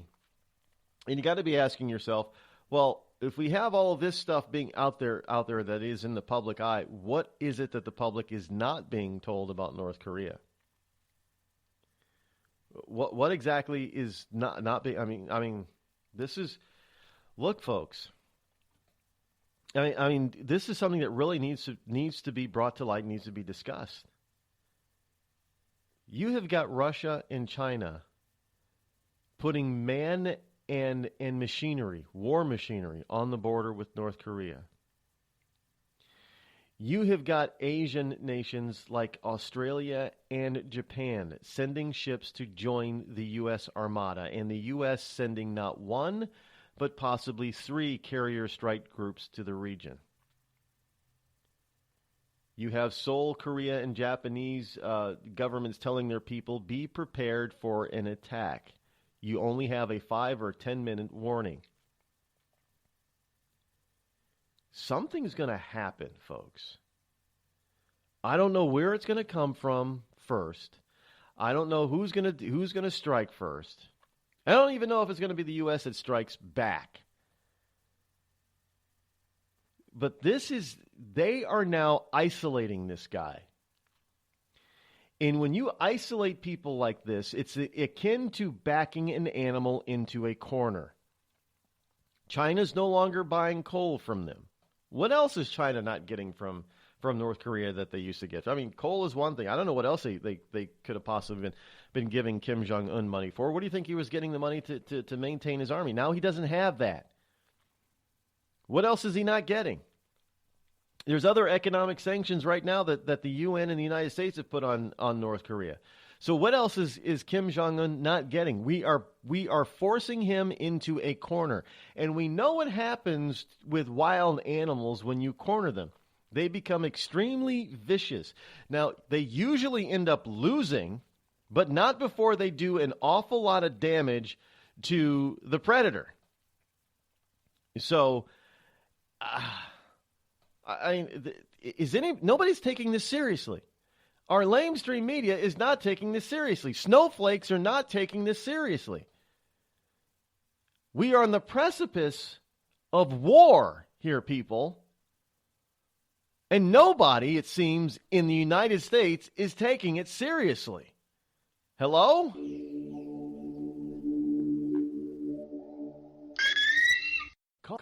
Call Rod now. 666-603-835-3226. The Red Cross responds to nearly 66,000 disasters every year, most of them house fires. Red Cross President and CEO Gail McGovern says you need to develop an evacuation plan and practice it, especially with your children. It takes just 2 minutes for a home to be engulfed in flames. Practice those drills. We all think our kids know what to do. They don't. We need to teach them. We have started a large campaign where we're going into vulnerable communities and helping install smoke alarms. Already 92 lives were saved, and 4 of those lives were saved by a 5-year-old girl who remembered what we taught them during these fire drills, and she got her family out. We also have a slew of free apps that people can download onto their smartphones. It's what to do in every kind of disaster you can imagine, how to prepare and how to recover. To help support all the Red Cross does and to make a financial donation, go to redcross.org. That's redcross.org. I'm just so happy my father had a chance to see his kids before he passed. I just want to say thank you. When her father fell ill, the American Red Cross was able to help get Veronica's brother home from the Navy to speak to his father one last time. It's thanks to your donations that we can connect military families when they need it most. Please donate today at redcross.org. It's Thursday night, and you're grabbing drinks with some friends. Started off with a pitcher for the table, which quickly becomes 2. There's pool. And there's the photo booth. All right, everybody squeeze in. Say cheese! Followed naturally by an order of wings. And another. Can we get some extra ranch sauce? Then there's the ceremonial nightcap. So what are we doing this weekend? And lastly, it's back to the car, which, if you're buzzed,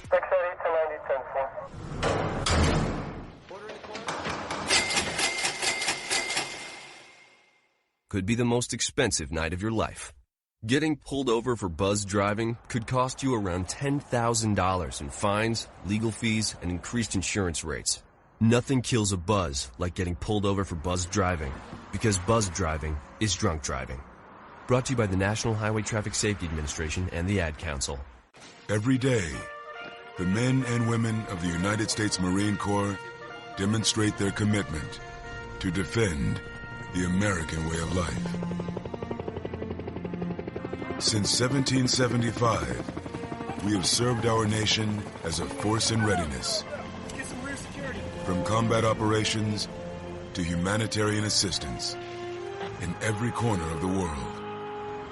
No matter where the mission takes us today, or wherever our country needs us tomorrow, we always remember the land we call home.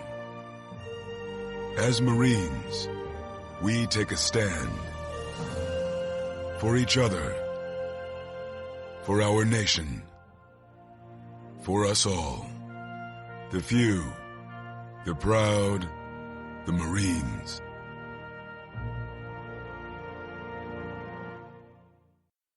I considered suicide so I wouldn't put my family through all the pain. Many of our warriors are returning home from the battlefield, only to face a new war as they struggle with devastating injuries. At Wounded Warrior Project, we understand. We're there to help. Even though you think you're broken, you're not. It's the physical and the emotional healing that Wounded Warrior Project provides. With a gift of just $19 a month, you can join Wounded Warrior Project. You'll help provide critically needed programs and services that rebuild lives. Beautiful. There you go, buddy. The ongoing needs of our wounded and their families will continue for many years to come. Now is the time to show your support. Call now or go online with your gift of just $19 a month, and we'll send you this Wounded Warrior Project blanket. It made me feel that there's people out there that care about us. After this event, we can finally maybe start to heal as a family and move forward. We need your help. The families are hurting. For many of our wounded heroes, the greatest casualty is being forgotten.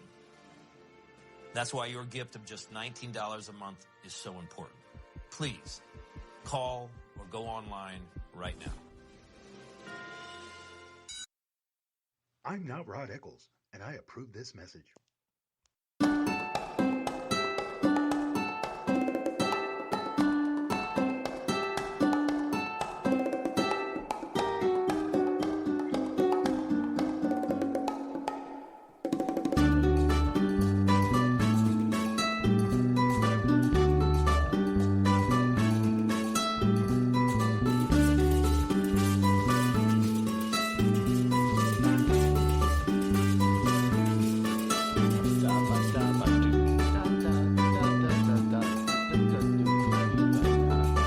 Or 603-835-3226 is the call-in number. A little bit of a Latin bonita style dancing there. Yes, I can see Selma Hayek and Antonio Banderas dancing to that kind of stuff. Maybe not Selma. Who else would there be? Maybe Meredith Vierga. I can never pronounce her name. Maybe she would be a better pairing with Antonio Banderas. Maybe. She's a pretty lady. She really is. The trophy wife of, what is she on? Modern Family? Yeah, Modern Family. That's and she does the Head and Shoulders commercials now, right? I'm not buying it. I don't. None of those stars utilize the cheap hair products nobody's hair turns out looking like theirs does just using those products. I defy anybody. Show me, prove it to me, without a professional. Well,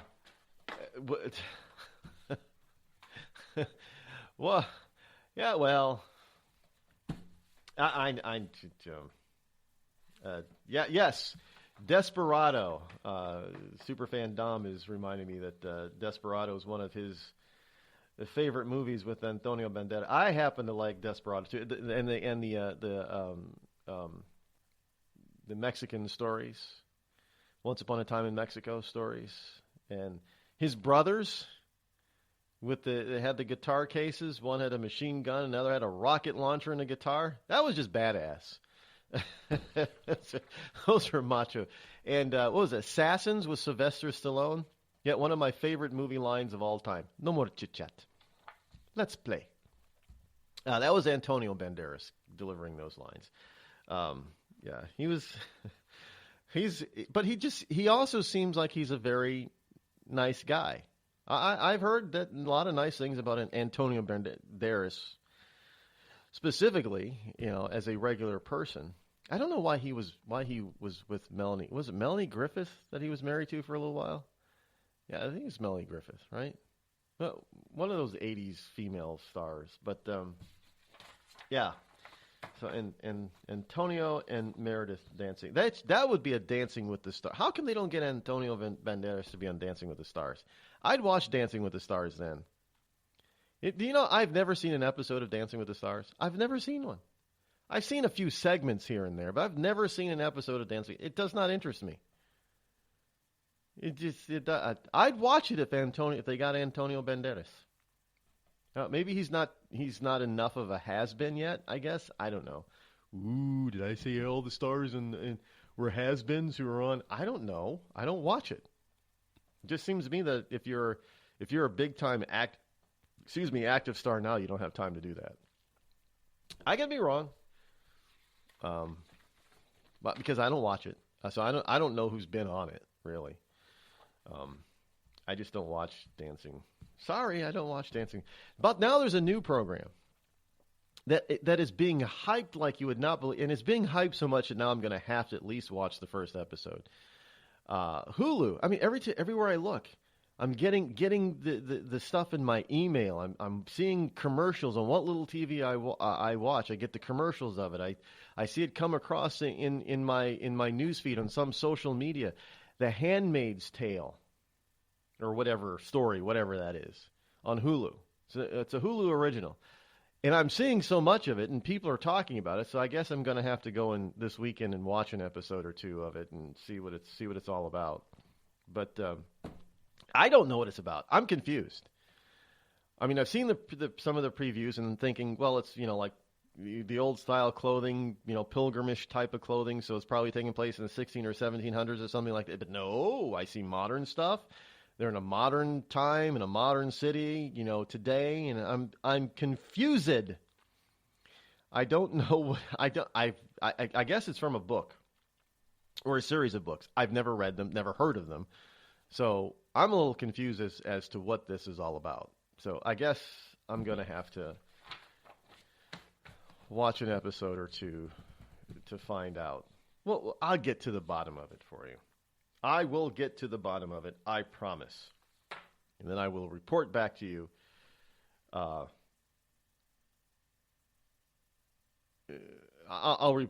report back to you what it's all about. Because I don't know what Handmaid's Tale is all about.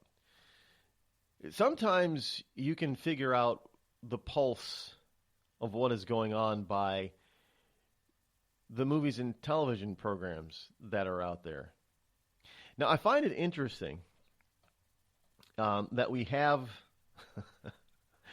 that we have this TV program with Kiefer Sutherland. Was it Designated Survivor? Now, again, I have not watched an episode, but of this particular series, and I keep saying I'm going to do so because it is tantalizing. It is tittillating as well because of who's in the White House now and how all that came about and what people were saying leading up to the inauguration, pre-inauguration and post-inauguration of Donald Trump. About the succession of the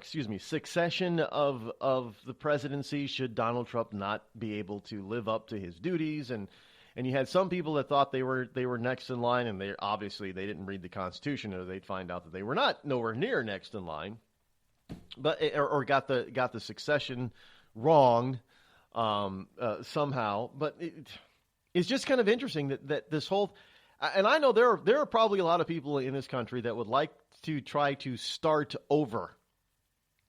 Just get rid of Congress, all of them, and start over. Well, that's basically what happens from what I understand, in Designated Survivor. There is no government. I'm guessing I'm going to have to watch it to really find out. I just haven't gotten around to it yet. But it's kind of interesting that's a kind of show, and evidently it's a hit. So it's kind of interesting that we're now in this type of a circle where this type of thing is a hit. Now, one of the other hits that was a surprise hit in this country, I don't know why it was a surprise, was House of Cards, which is due to its latest season, I guess, starts sometime next month. May 10th, I think, is the premiere release date. But again, there was so much in the House of Cards that predicted, you could say, what was happening in real life. Because obviously all that stuff was written and filmed before the actual events took place. So it'll be interesting to see what this season brings us, because the season has been, the filming has been wrapped for months. So it'll be interesting to see what House of Cards has to show us. But if you want to know what's really going on or going down, sometimes we have to look at Hollywood. Hollywood sometimes tells us. We always hear this stuff about art imitates life. Well, actually, I'm beginning to believe that maybe life is imitating art. Because it seems to me, especially of late, that we get all these types of programs or movies that come about, and then we find out that it's kind of true. And we all look around and say, well, didn't we see that in a movie first? But the reality is that stuff that takes place in real life, it doesn't happen in a vacuum, and it doesn't happen overnight. All the players that in that sort of real-life drama have been in motion for months, sometimes years. And it finally comes to a head. This is the same thing that's going on in North Korea. This is not something new. This is not something that just came to a head because Donald Trump's in office. No, this has been going on for decades. Look, folks, we were once we're still at war with them. There has never been a peace treaty signed. But we were once at real war with North Korea. I mean, exchanging bullets and shells and exploding across the border and losing ground and taking ground and losing ground and taking ground and us being, our U.S. and South Korean soldiers being killed and North Korean soldiers and Chinese soldiers being killed. It was major stuff. The fear was, back then, that this kind of fighting in North Korea, which is why it became a political war and they shut down the war before there was a victory, which really pissed off MacArthur, is because you had a bunch of politicians in this country that feared the Korean conflict leading into World War III in dragging in parties that weren't currently involved. The problem was that they already were involved. China was already involved. Which is why it was so difficult there were two reasons why it was difficult for MacArthur to eke out a real victory. One, because China was supplying North Korea. And two, because we had politicians, just like in Vietnam, that kept him from really winning. They didn't want to win because they were scared that it would lead to World War III. And then when the possibility came to say, hey, let's call a ceasefire. We'll call it a draw.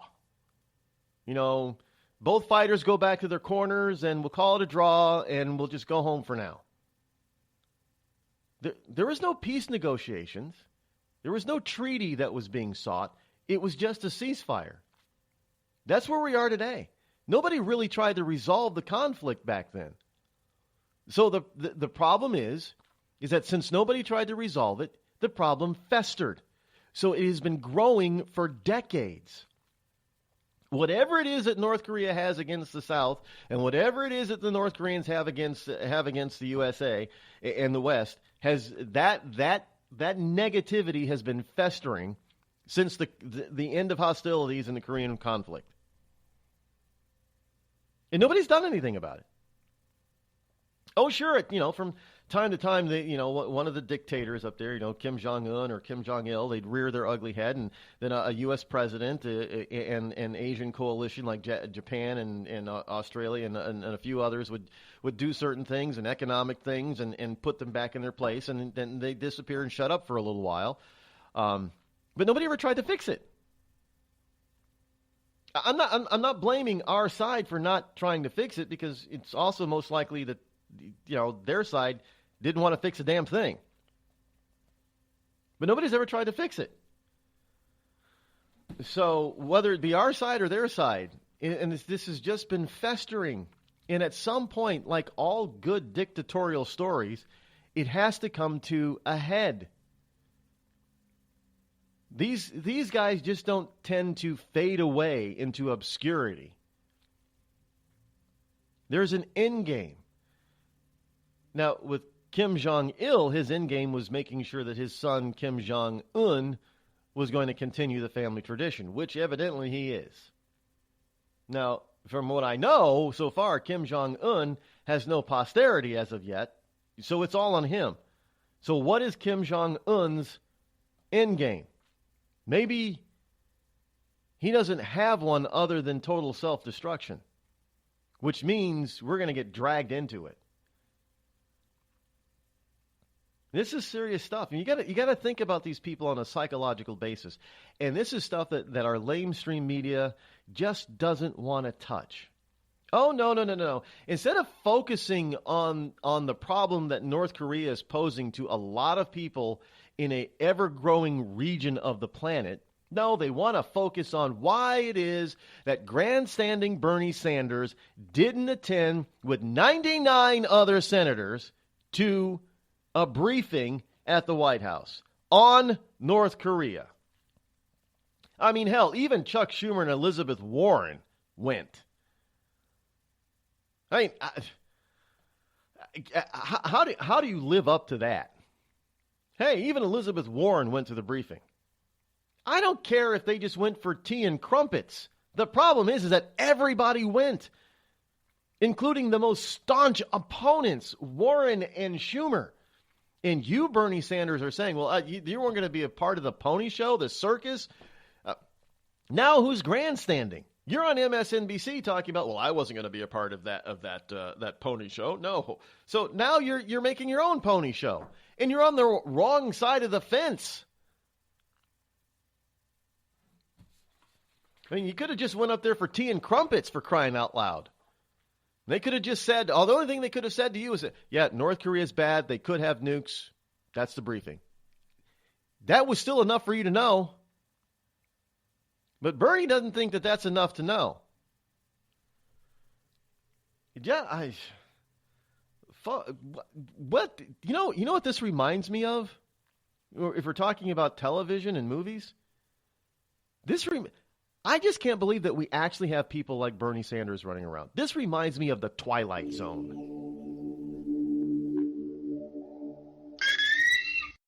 July is National Baked Bean Month. Excuse me. Yes, a month in which we pay tribute to one of America's favorite, most healthful, and nutritious foods. I'm terribly sorry. As I was saying, good Lord, this is terribly embarrassing. I'm so... Whoa, doggy! I guess I'd better wrap this up quick. Basically, Jesus! Whoa! Oh, God! Oh, my God! Baked beans. They're nature's way of saying, for God's sake, open a window. Sorry. Give a man a fish and you feed him for a day. Sign him up for the Box of Bait Club and he'll never be hungry again. The Box of Bait Club is a brand new dream come true for every fisherman. Something new and different in your tackle box every month. Every month, another excuse to get outside and do what you love. Don't let this one get away. The Box of Bait Club is currently accepting a limited number of pre-orders with subscriptions starting at $39.95 per month. Find out more now. Log on to boxofbaitclub.com.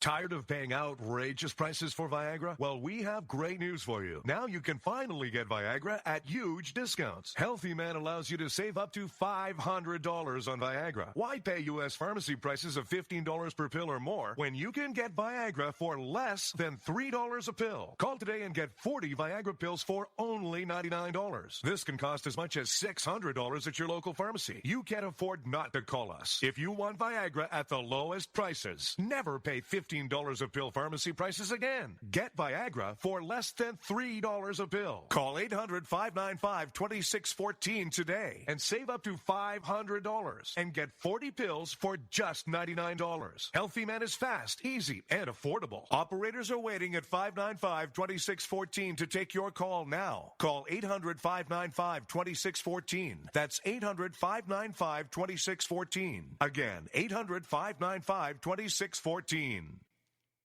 We've all heard of male enhancement, but now there's an expert on true male enhancement in the areas that really count. In Herb Ellis's book, Husband 2.0, Real Male Enhancement, you'll find answers to questions like, Why doesn't she want to have sex? A quick start, quick results workout guide. Plus, what you can do as a side hustle to make money now. With all the great tips in this book, every man can benefit.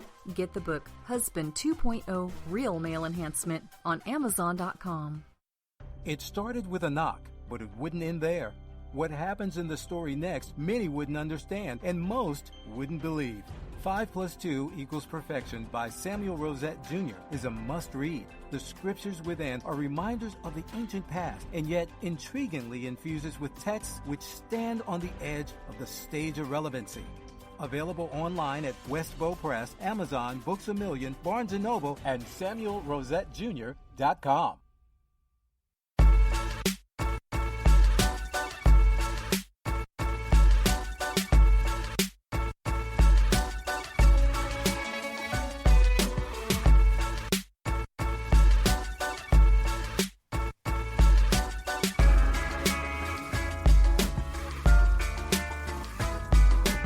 If you think that things are happen in a vacuum and are static, then you haven't really been paying attention.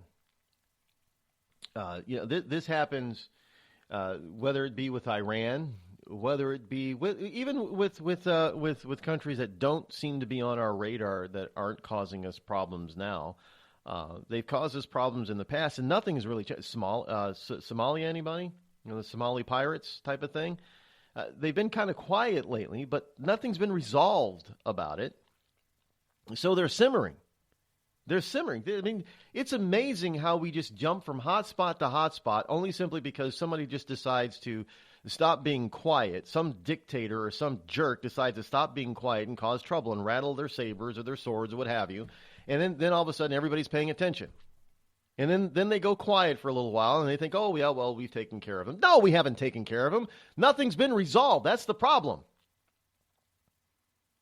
And I think Kim keeps reminding us that nothing in the Korean Peninsula has ever been resolved.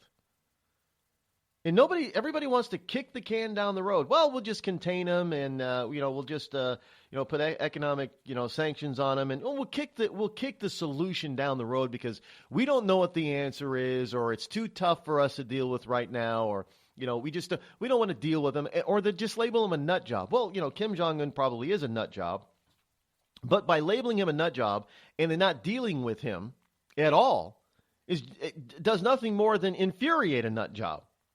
You're going to pay attention to me, damn it! And then what happens? Then they go off the deep end and they do something that we get, and people die. And then we sweep the problem under the rug once again, and nobody talks about it. That's what happens in Western culture a lot. Let me tell you something. Much of the world, if you're talking European and North American values, we unfortunately have this instant gratification type of thing. You see, the rest of the world is used to waiting and being patient to get what they want. They're willing to wait decades,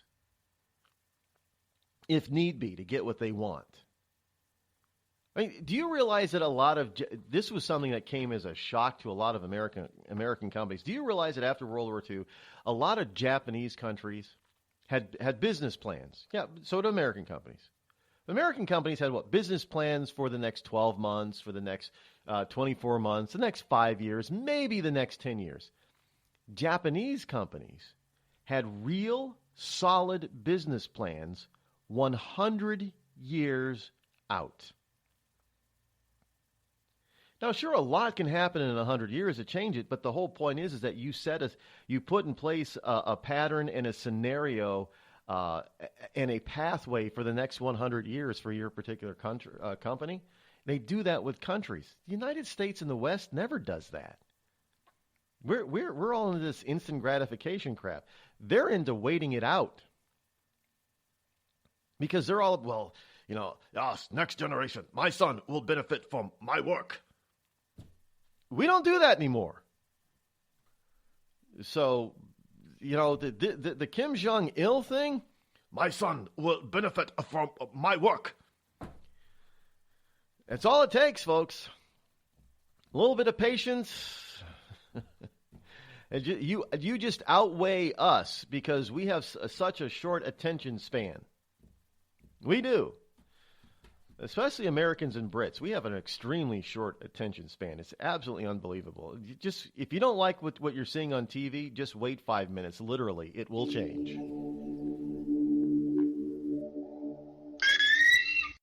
The following program is recommended for mature individuals and may contain material unsuitable for morons, cretins, and dishwipes. If you are a moron or a member of the PTL Club, please turn off your radio, because we don't need any more stupid, narrow-minded, pencil-neck geeks who wouldn't know the First Amendment if it came up and bit them on the butt. Thank you.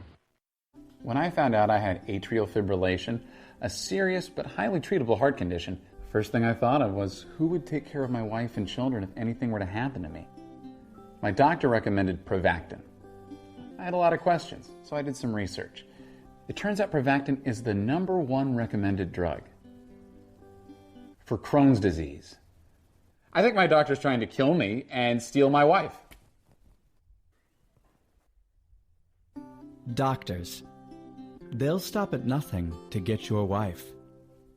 The Red Cross responds to nearly 66,000 disasters every year, most of them house fires. Red Cross President and CEO Gail McGovern says you need to develop an evacuation plan and practice it, especially with your children. It takes just 2 minutes for a home to be engulfed in flames. Practice those drills. We all think our kids know what to do. They don't. We need to teach them. We have started a large campaign where we're going into vulnerable communities and helping install smoke alarms. Already 92 lives were saved, and 4 of those lives were saved by a 5-year-old girl who remembered what we taught them during these fire drills, and she got her family out. We also have a slew of free apps that people can download onto their smartphones. It's what to do in every kind of disaster you can imagine, how to prepare and how to recover. To help support all the Red Cross does and to make a financial donation, go to redcross.org. That's redcross.org.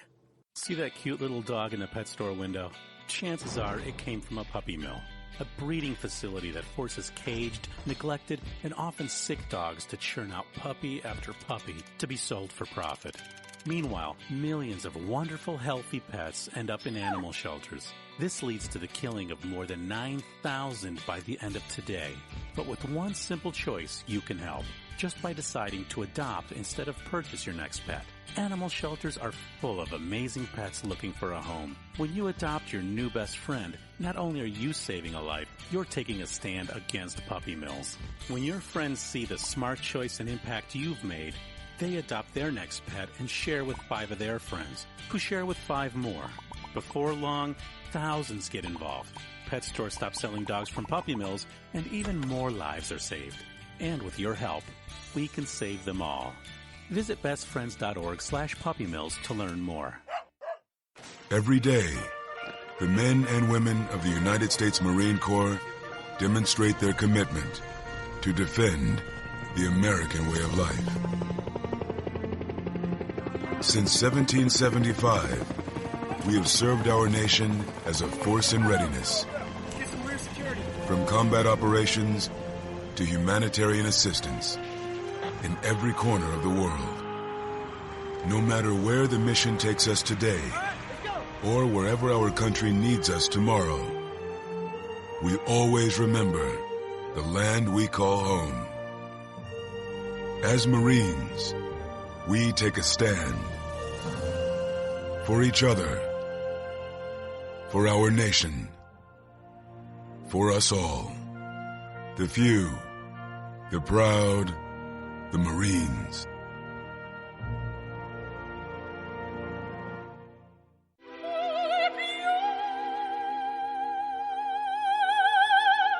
The human voice.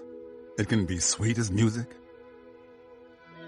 powerful as thunder, And so, my fellow Americans, cheerful as laughter. But for millions of people, it can also be a sign of COPD. This serious lung disease can make it so hard to breathe, you often can't catch a breath or finish a sentence, let alone carry a tune. And many who have COPD don't even know it. That's where your voice comes in. If you think you or a loved one have symptoms, talk with a healthcare provider. Early diagnosis can mean better treatments and quality of life. Join us in raising our voices for the millions with COPD who can't. Learn more, breathe better at NIH.gov.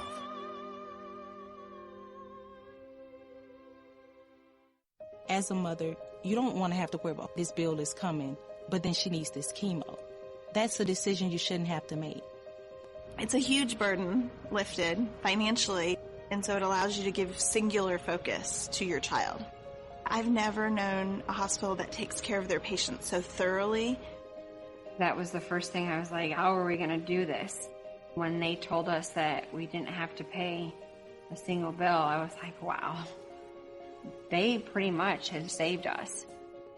It's like the world has been lifted off of your shoulders, and now your focus is supporting this child.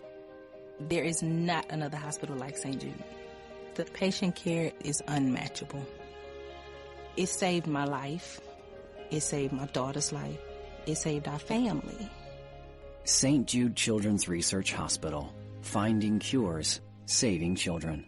Learn more at stjude.org. On the battlefield, there's a saying America's military men and women live by. Never leave a fallen warrior behind. Ever. Off the battlefield, Wounded Warrior Project operates with the same goal. We leave no warrior behind. Wounded Warrior Project is a non-profit organization created to help our men and women returning home with the scars of war. Whether those scars are physical or mental, we're here to make sure that they heal. And whether it's helping those with post-traumatic stress disorder live a normal life again, or giving much-needed support to injured warriors in veterans' hospitals. Because no one deserves our help more than the men and women who risk their lives to keep us safe. Wounded Warrior Project. We never leave a fallen warrior behind. Ever. Learn more about what we do at woundedwarriorproject.org. You want to know what time it is? It's time to bring the rain. Zinc Media. Feel the power of knowledge.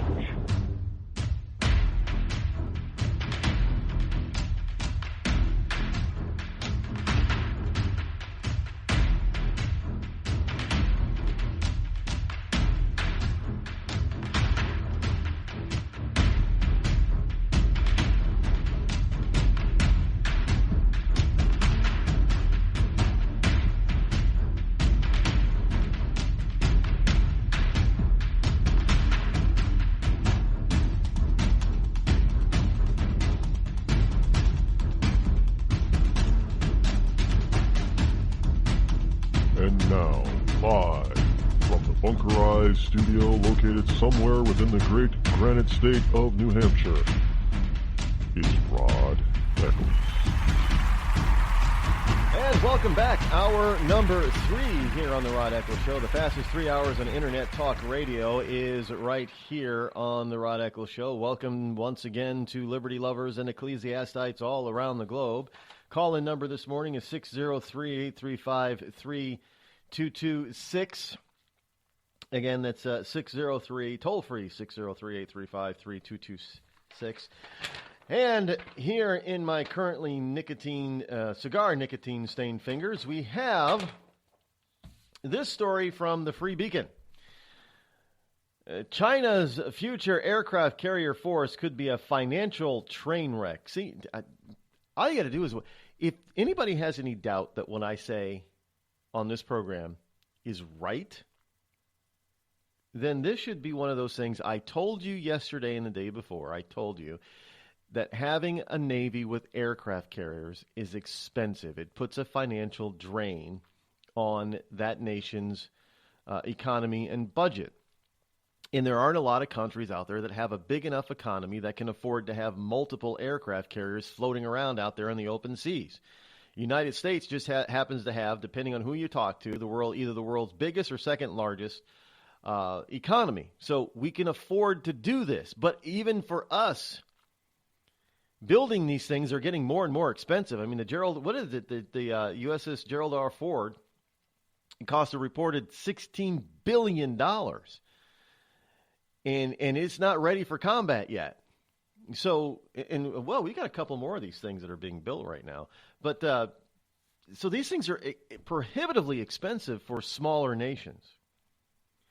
And nations that don't have an economy that can support it, which is why Russia doesn't have a lot of these huge behemoth, giant super carriers roaming around the seas. They're just expensive. So what happened here? What happened is China decided to purchase a Russian carrier that was being built in a Ukrainian shipyard. For what, you had the fall of the Soviet Union, and for whatever reason, Ukrainians, they needed money. And so they sold the unfinished carrier to the Chinese. Thinking, now the story behind this is rather interesting. It's very interesting. Ukrainians were certain Russian operatives were led to believe that this carrier was not going to fall into the hands of the Chinese military. Yeah, right. Wink, wink, nod, nod. But yet it was going to be used as a gambling platform. Yes, it was going to be a floating casino. It was going to be painted bright colors and it was going to be turned into a floating casino and hotel and blah, blah, blah, blah. And evidently, yeah, right. You're going to buy an aircraft carrier and turn it into a floating casino. But anyway, the story goes is that Ukrainians and certain Russian people bought the story, and the Chinese bought it, just Chinese conglomerate. But lo and behold, the Chinese conglomerate turned it over to the Chinese Navy, who then began to disassemble,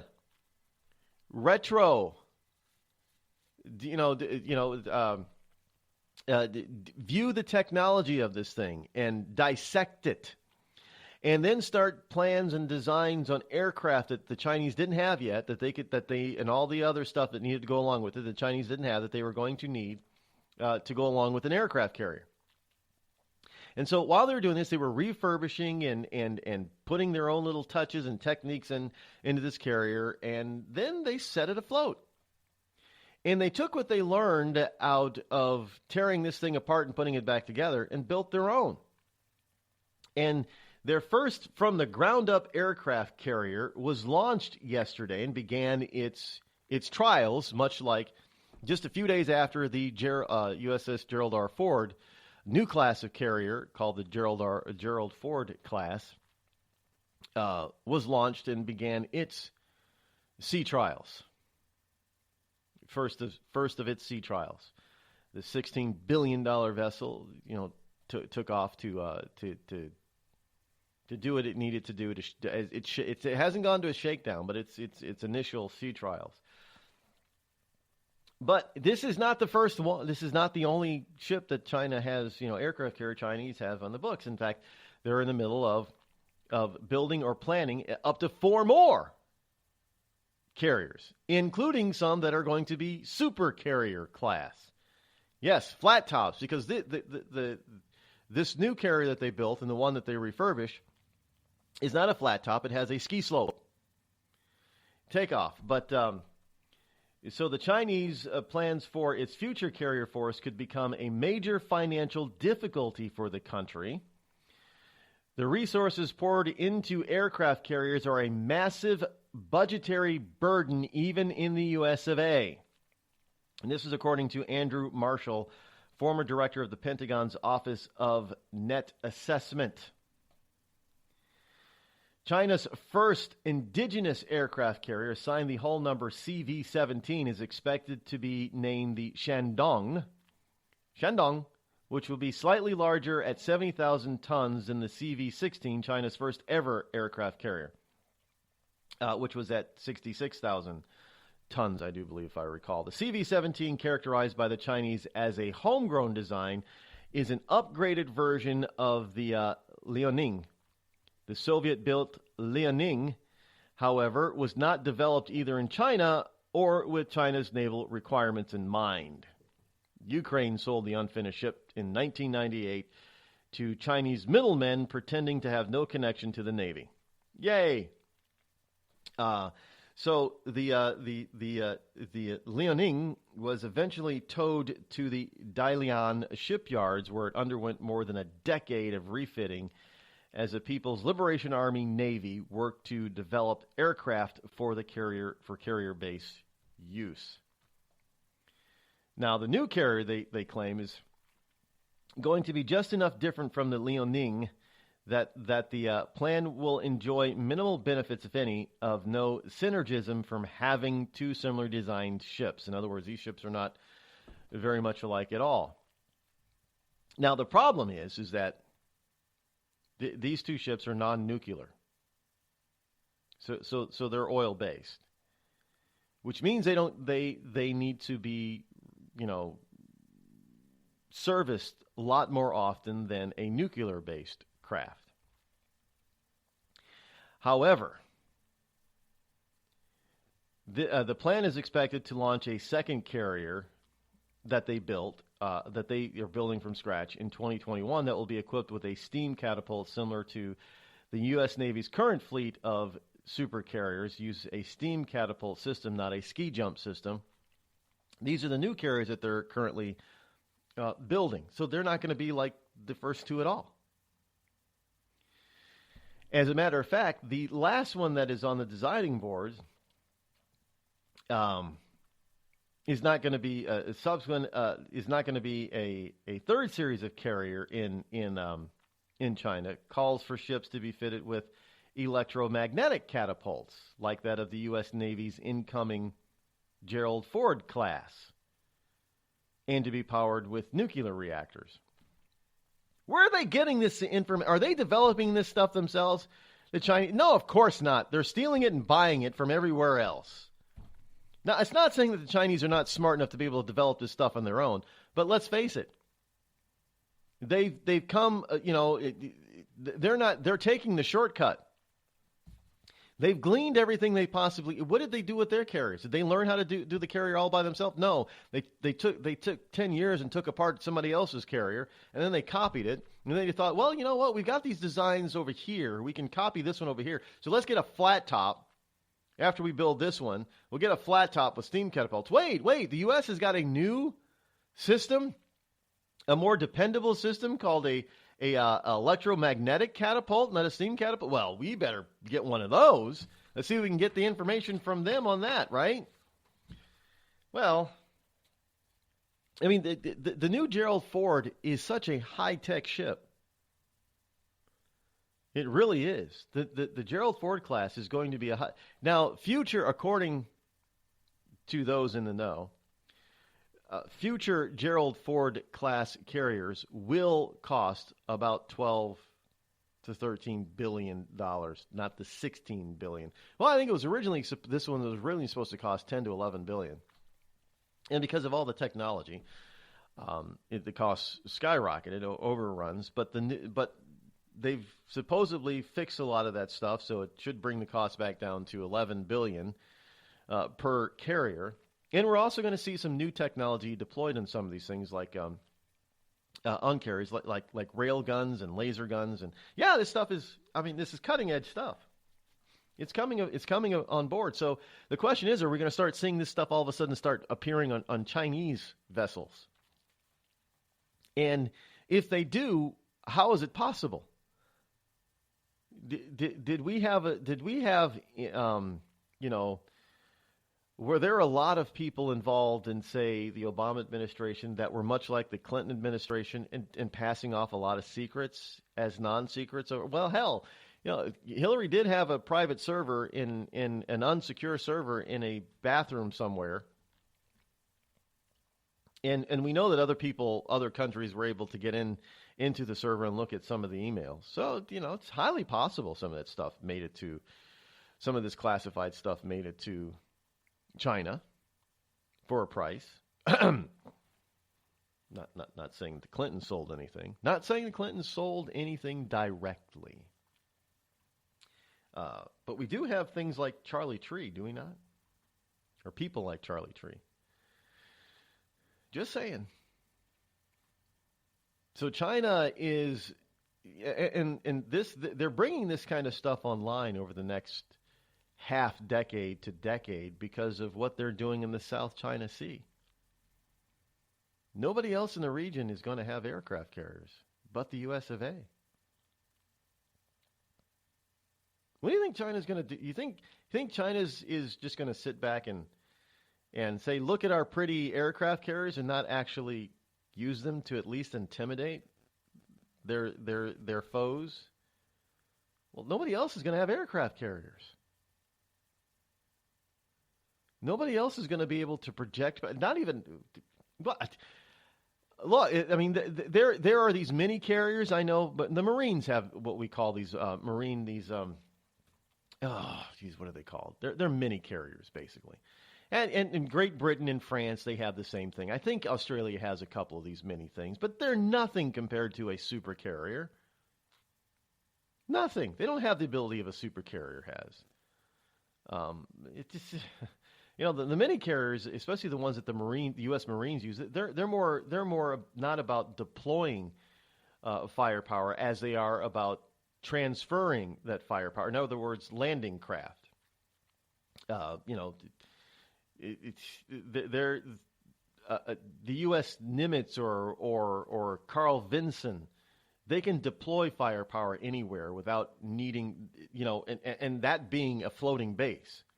Where the Marine type of stuff, the mini carriers that Australia has and that Britain has and France, they're not meant to be an operational floating base. They're meant to get equipment from one point to another in an efficient, fast manner and have that base being offloaded on land. I mean, they can of course, do attacks and counterattacks from the deck, but that's not what they're made for. And they don't have a lot of aircraft, and they're mostly helicopter aircraft. Well, in the case of the Brits, they have, the Harrier jump jet type of technology. But other than that, it's not a full force mini Air Force group that a super carrier has. And right now, it's just us and Russia that have what we would call super carriers. Well, now China's joining that group. I don't know how many Russia has now.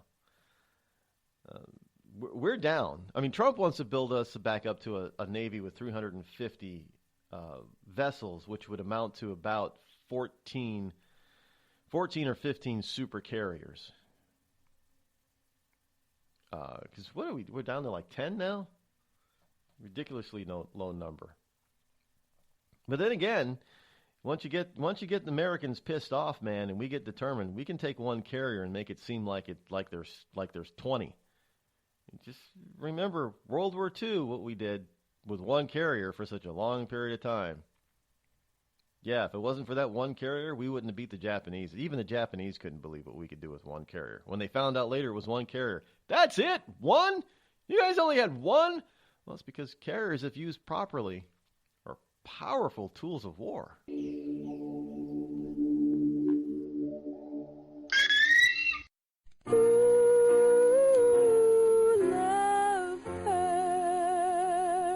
Yes, love hurts. It can hurt emotionally, but more important, it can also hurt you physically. It can hurt you in a way which nobody who owns a hot tub and lives in California can afford to be unaware of.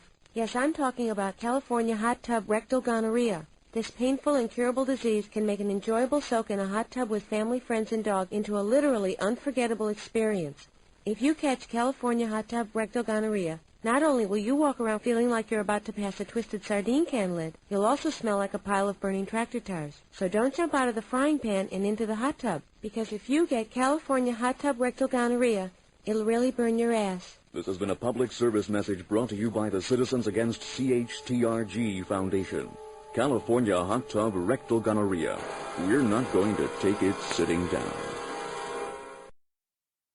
Tired of paying outrageous prices for Viagra? Well, we have great news for you. Now you can finally get Viagra at huge discounts. Healthy Man allows you to save up to $500 on Viagra. Why pay U.S. pharmacy prices of $15 per pill or more when you can get Viagra for less than $3 a pill? Call today and get 40 Viagra pills for only $99. This can cost as much as $600 at your local pharmacy. You can't afford not to call us. If you want Viagra at the lowest prices, never pay $15 $15 a pill pharmacy prices again. Get Viagra for less than $3 a pill. Call 800-595-2614 today and save up to $500 and get 40 pills for just $99. Healthy Man is fast, easy, and affordable. Operators are waiting at 595-2614 to take your call now. Call 800-595-2614. That's 800-595-2614. Again, 800-595-2614.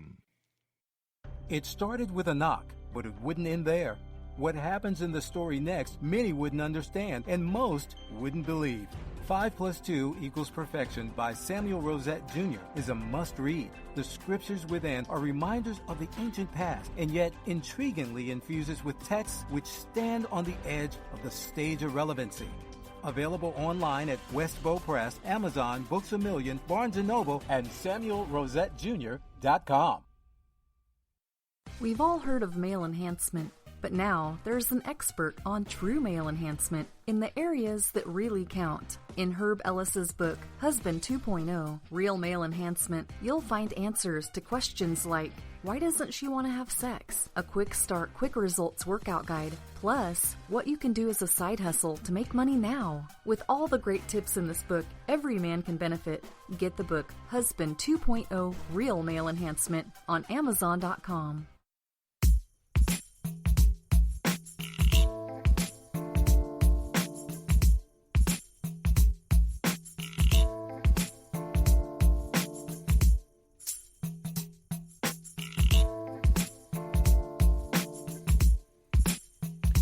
Maxine Waters. No, she's not a senator. She's just a congressman.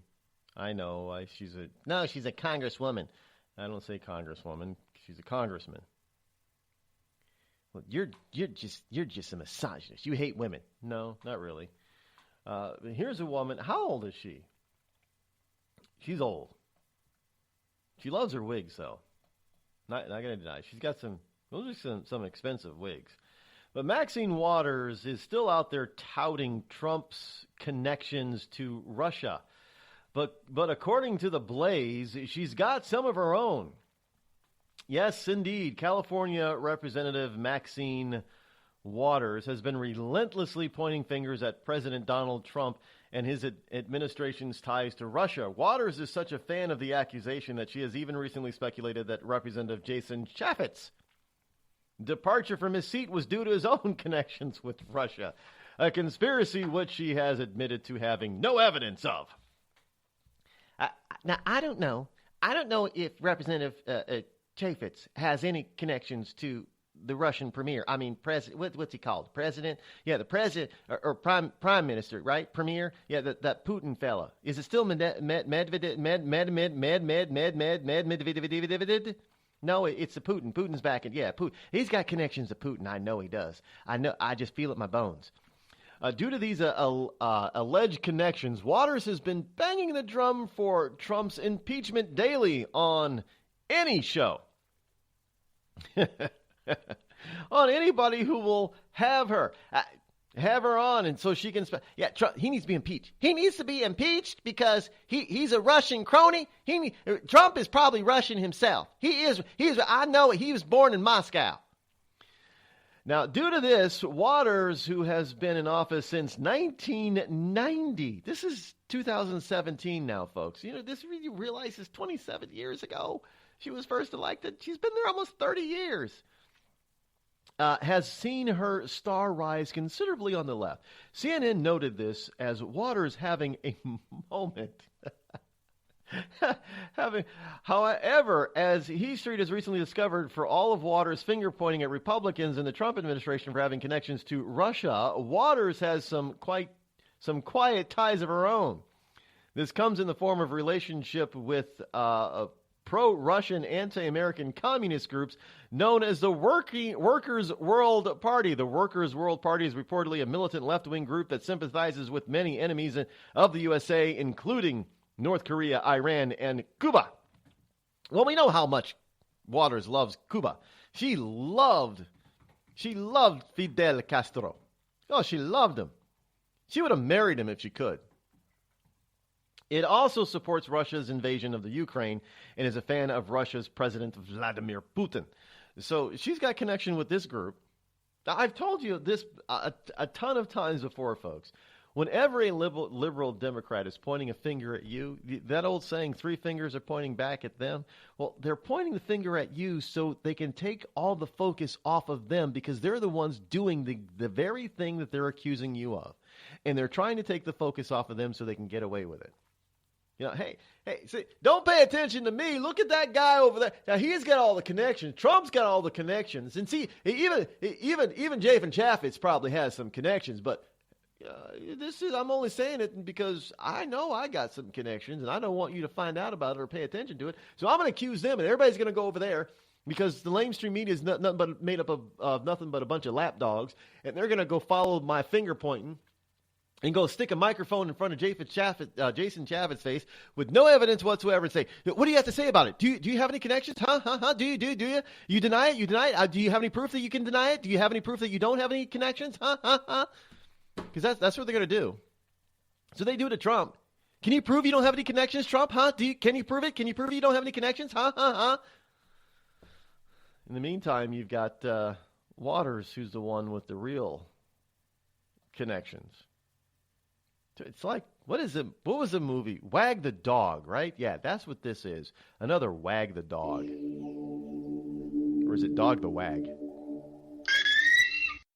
The Red Cross responds to nearly 66,000 disasters every year, most of them house fires. Red Cross President and CEO Gail McGovern says you need to develop an evacuation plan and practice it, especially with your children. It takes just 2 minutes for a home to be engulfed in flames. Practice those drills. We all think our kids know what to do. They don't. We need to teach them. We have started a large campaign where we're going into vulnerable communities and helping install smoke alarms. Already 92 lives were saved, and 4 of those lives were saved by a 5-year-old girl who remembered what we taught them during these fire drills, and she got her family out. We also have a slew of free apps that people can download onto their smartphones. It's what to do in every kind of disaster you can imagine, how to prepare and how to recover. To help support all the Red Cross does and to make a financial donation, go to redcross.org. That's redcross.org.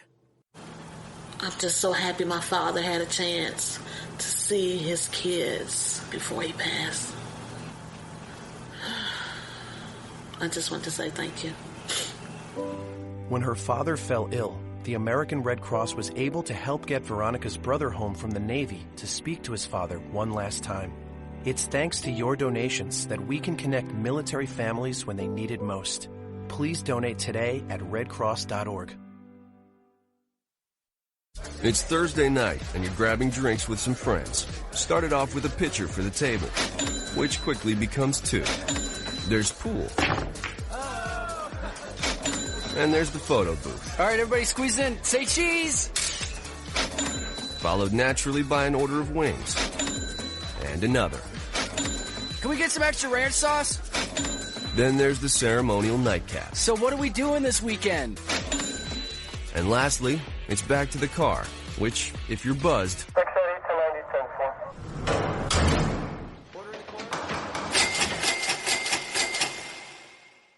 could be the most expensive night of your life. Getting pulled over for buzzed driving could cost you around $10,000 in fines, legal fees, and increased insurance rates. Nothing kills a buzz like getting pulled over for buzzed driving, because buzzed driving is drunk driving. Brought to you by the National Highway Traffic Safety Administration and the Ad Council. Every day, the men and women of the United States Marine Corps demonstrate their commitment to defend the American way of life.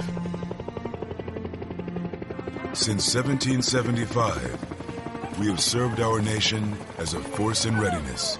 Get some rear security. From combat operations to humanitarian assistance in every corner of the world. No matter where the mission takes us today, or wherever our country needs us tomorrow, we always remember the land we call home. As Marines, we take a stand for each other, for our nation, for us all. The few, the proud, the Marines.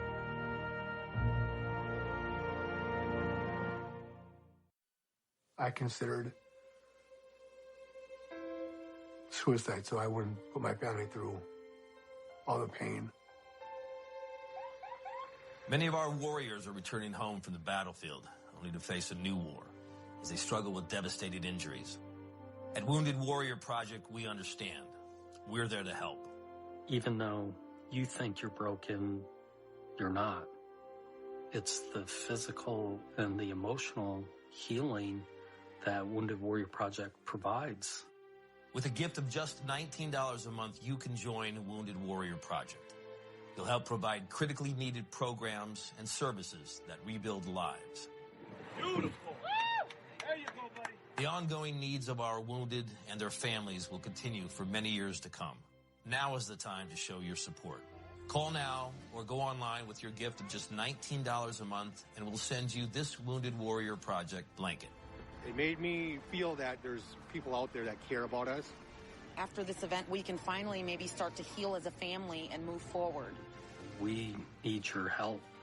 The families are hurting. For many of our wounded heroes, the greatest casualty is being forgotten. That's why your gift of just $19 a month is so important. Please, call or go online right now. Bring the rain.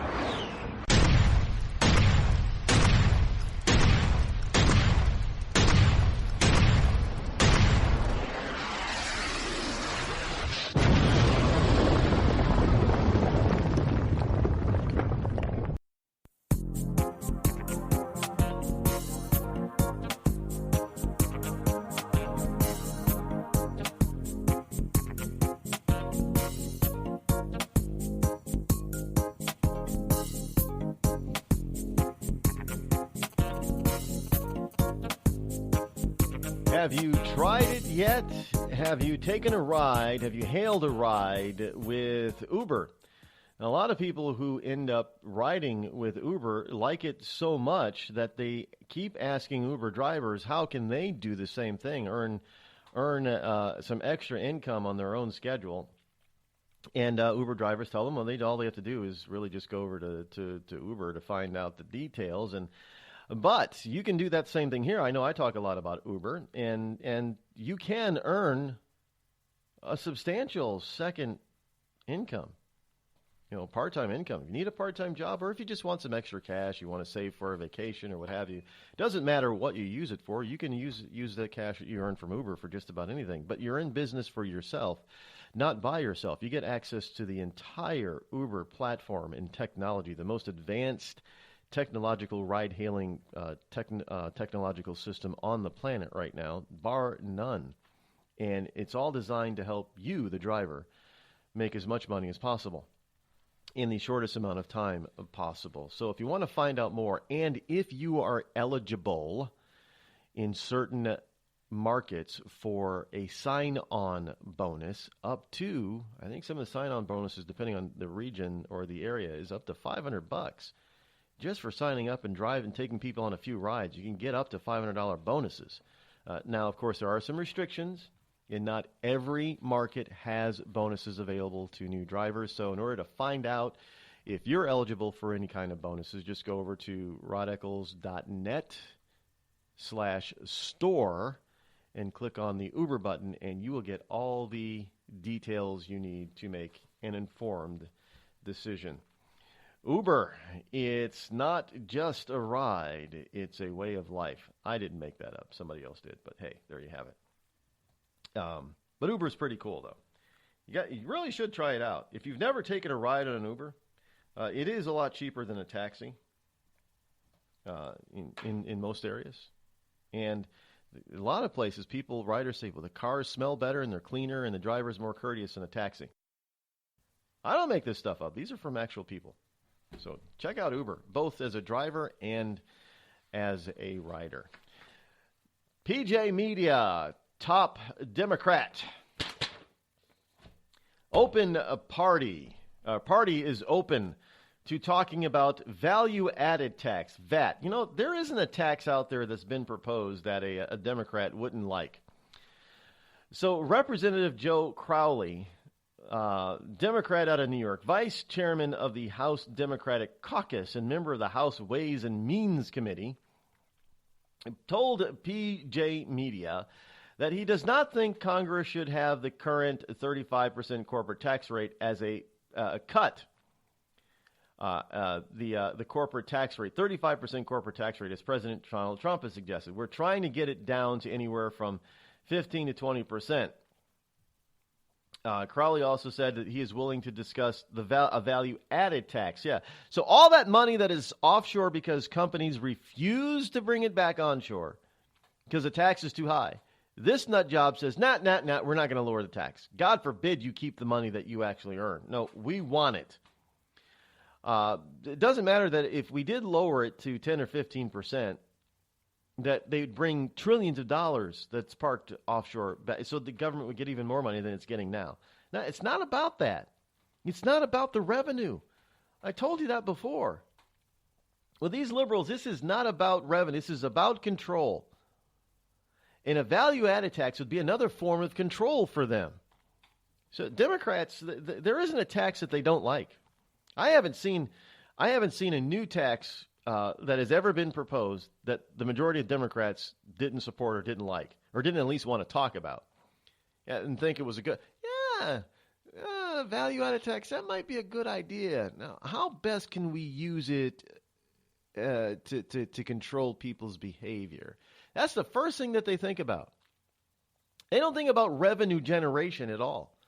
Because if they were strictly about revenue generation for raising money for the government, they wouldn't propose or have some of the taxes that they have. And some of the other taxes they do have, they'd be cutting because the evidence has shown that when those particular taxes were cut, more revenue flowed into the Treasury Department.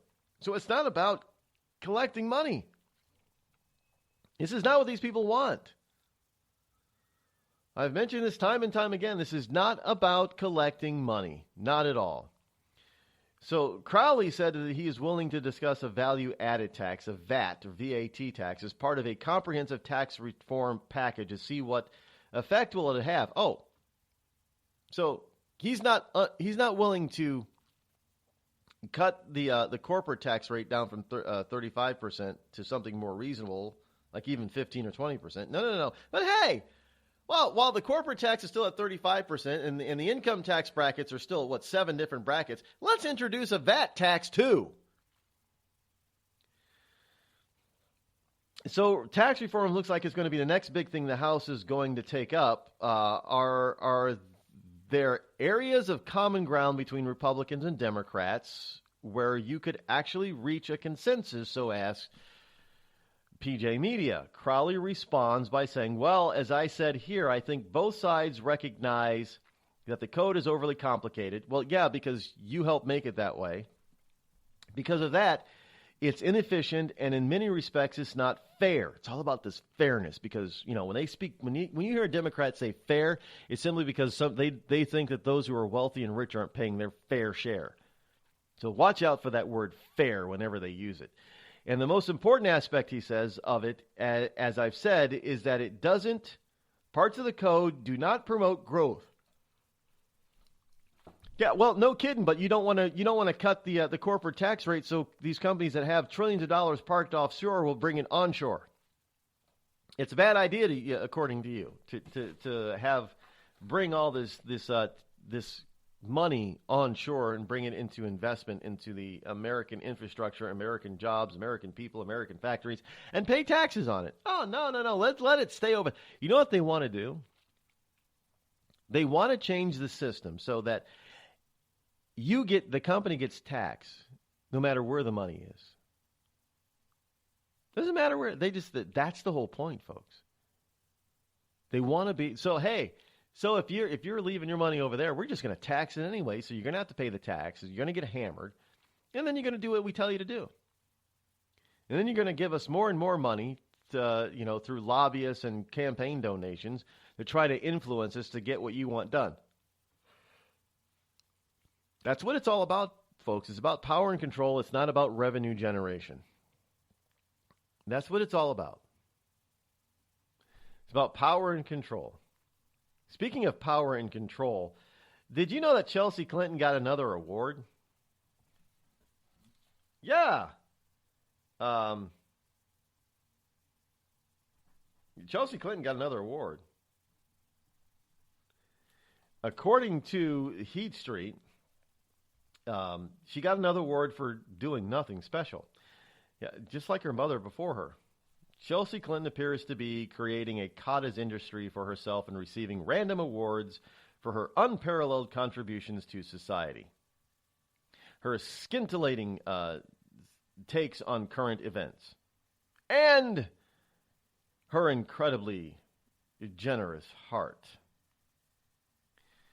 So, Chelsea Clinton, not content with just her vanity-sponsored achievement award, Chelsea on Tuesday night accepted the annual City Harvest Award for commitment in fighting hunger in New York City.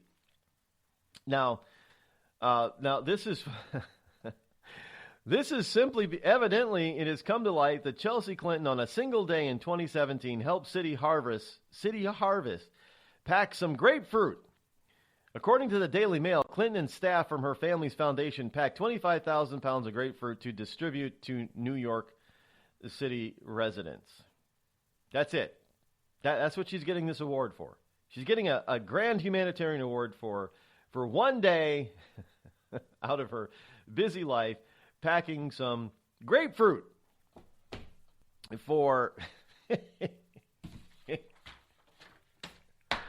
She's getting an award for because they're primping her for bigger, badder, greater things, folks. It's hilarious. This stuff is hilarious. But we have some people out there on the left that just want the Clintons to go away. They say that their time is up. Do not even try to groom Hillary. That's why they're looking towards to I don't know. Are they still going to look towards Bernie now? Now that Bernie was the only senator that didn't go up to Capitol Hill, is Bernie Sanders now trying to burn Elizabeth Warren and Chuck Schumer? I mean, didn't go up to Capitol Hill, and he's saying it's a dog and pony show up there actually. And Elizabeth Warren said, interesting. She hasn't said anything negative about it, at least not that I know of yet. I mean, she'll probably come out. Pocahontas, Liawatha will probably come out and say something negative about Trump in this whole deal. But, evidently Trump wasn't the one giving the briefing. Well, he's just the president. He's not the military expert. But, hey. So there you have it. Clinton is getting, Chelsea is keeping... I mean, that kind of story is actually kind of boring for me, too. I even yawn on that one. That's so moving on. Clintons are boring and done. Judge who struck down a Trump administration crackdown on sanctuary cities is a hardcore Democrat activist whose life has been steeped in liberal politics since his childhood. Yes, Judge William Orrick III, who is now 63 years of age, on Tuesday blocked the administration from withholding federal funds from cities that don't cooperate with federal immigration officials. Now, first of all, actually, the judge can't do what he did. Second of all, actually, it's the law of the land and has been. And the federal government is the reason that those funds would be withheld, because those funds are supposed to be used to do what? To actually help the federal government enforce the laws on the books on immigration. That's what those grants that are being targeted are going to be. Well, look, if you're not going to use the money to help the Fed, then you don't need the money. Then you don't need the money. So it's not that the government would hold the money, and thus triggering the judge's decision. No. They wouldn't even be able to qualify for the grant anyway, because they wouldn't be using the money for what the grant is for. Look, when you ask for grant money, you got to use it for what the grant's for from the federal government. You can't. Otherwise, it's called fraud. So this whole notion that this judge is grandstanding on means absolutely nothing. because these cities wouldn't even qualify for the grant money to begin with, because the money that they would be looking for would be to help and assist the federal government, paying for people and equipment to assist the federal government in upholding the immigration laws of this country. If you're a sanctuary city, that means you're not upholding the laws. Therefore, what would you need the money for? Therefore, you would not qualify. So it's not as if they would have to yank the money. They just wouldn't qualify for it in the first place. How simple is that? But you know what? This judge knows this. He even admitted it in his decision. He knows it. But now the left gets a talking point. See this another liberal Obama appointee judge off the left coast has just stopped Trump. He didn't stop Jack. Didn't stop anything. And frankly, this is probably why Trump is just really is trying to ignore some of these things, which is why doesn't seem like he's really hammering home and trying to get these things to the Supreme Court as quickly as possible. He's just taking his time because he's ignoring it. Because the basic rulings from all these judges, no matter what he was doing, the Muslim ban, there's no Muslim ban. He's like, screw it. We're not going to allow certain people in anyway. We have the ability to do that. I don't have to have an executive order to tell us we're not going to. We just don't do it as a matter of policy. Judges have no ruling whatsoever on foreign policy. None. They can't force a president to have certain kind of. It's unconstitutional for you not to be friends with North Korea. No, they can't do that. They can't. They have no power to that. So look, Trump is quietly just ignoring these people to begin with. Yeah, don't doubt me on that, folks. Do not doubt me, because most of the time it has nothing to do with Trump's executive orders. I think they're written in a way by Trump, partly by Trump himself, just to tweak the left so they do stupid stuff like this. So it gets known that they really can't. They have no power, really. I mean, yeah, okay, great. Judge says that I can't take away your money. Well, now you got to apply for a grant. Guess what? Either it's fraud because you're not going to use it for what the grant is for, or you don't qualify for the grant. Which is it? Yeah, goodbye, judge. You can't stop him from doing that.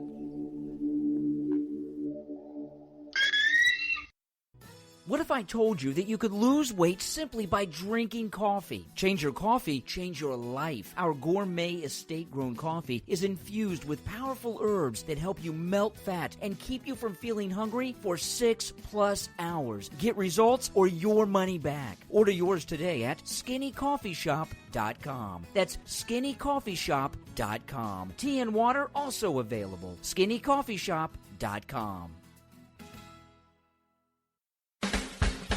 Have a legal problem and need some serious legal advice?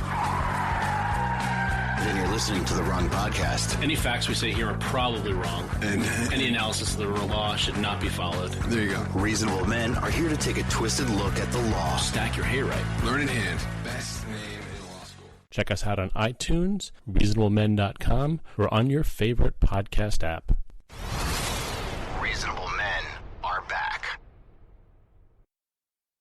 Tired of paying outrageous prices for Viagra? Well, we have great news for you. Now you can finally get Viagra at huge discounts. Healthy Man allows you to save up to $500 on Viagra. Why pay U.S. pharmacy prices of $15 per pill or more when you can get Viagra for less than $3 a pill? Call today and get 40 Viagra pills for only $99. This can cost as much as $600 at your local pharmacy. You can't afford not to call us. If you want Viagra at the lowest prices, never pay $15 a pill pharmacy prices again. Get Viagra for less than $3 a pill. Call 800-595-2614 today and save up to $500 and get 40 pills for just $99. Healthy Man is fast, easy, and affordable. Operators are waiting at 595-2614 to take your call now. Call 800-595-2614. That's 800-595-2614. Again, 800-595-2614. We've all heard of male enhancement, But now there's an expert on true male enhancement in the areas that really count. In Herb Ellis's book, Husband 2.0, Real Male Enhancement, you'll find answers to questions like, why doesn't she want to have sex? A quick start, quick results workout guide. Plus, what you can do as a side hustle to make money now. With all the great tips in this book, every man can benefit. Get the book, Husband 2.0, Real Male Enhancement, on Amazon.com. It started with a knock, but it wouldn't end there. What happens in the story next, many wouldn't understand, and most wouldn't believe. 5 + 2 = Perfection by Samuel Rosette Jr. is a must-read. The scriptures within are reminders of the ancient past, and yet intriguingly infuses with texts which stand on the edge of the stage of relevancy. Available online at Westbow Press, Amazon, Books A Million, Barnes & Noble, and SamuelRosetteJr.com.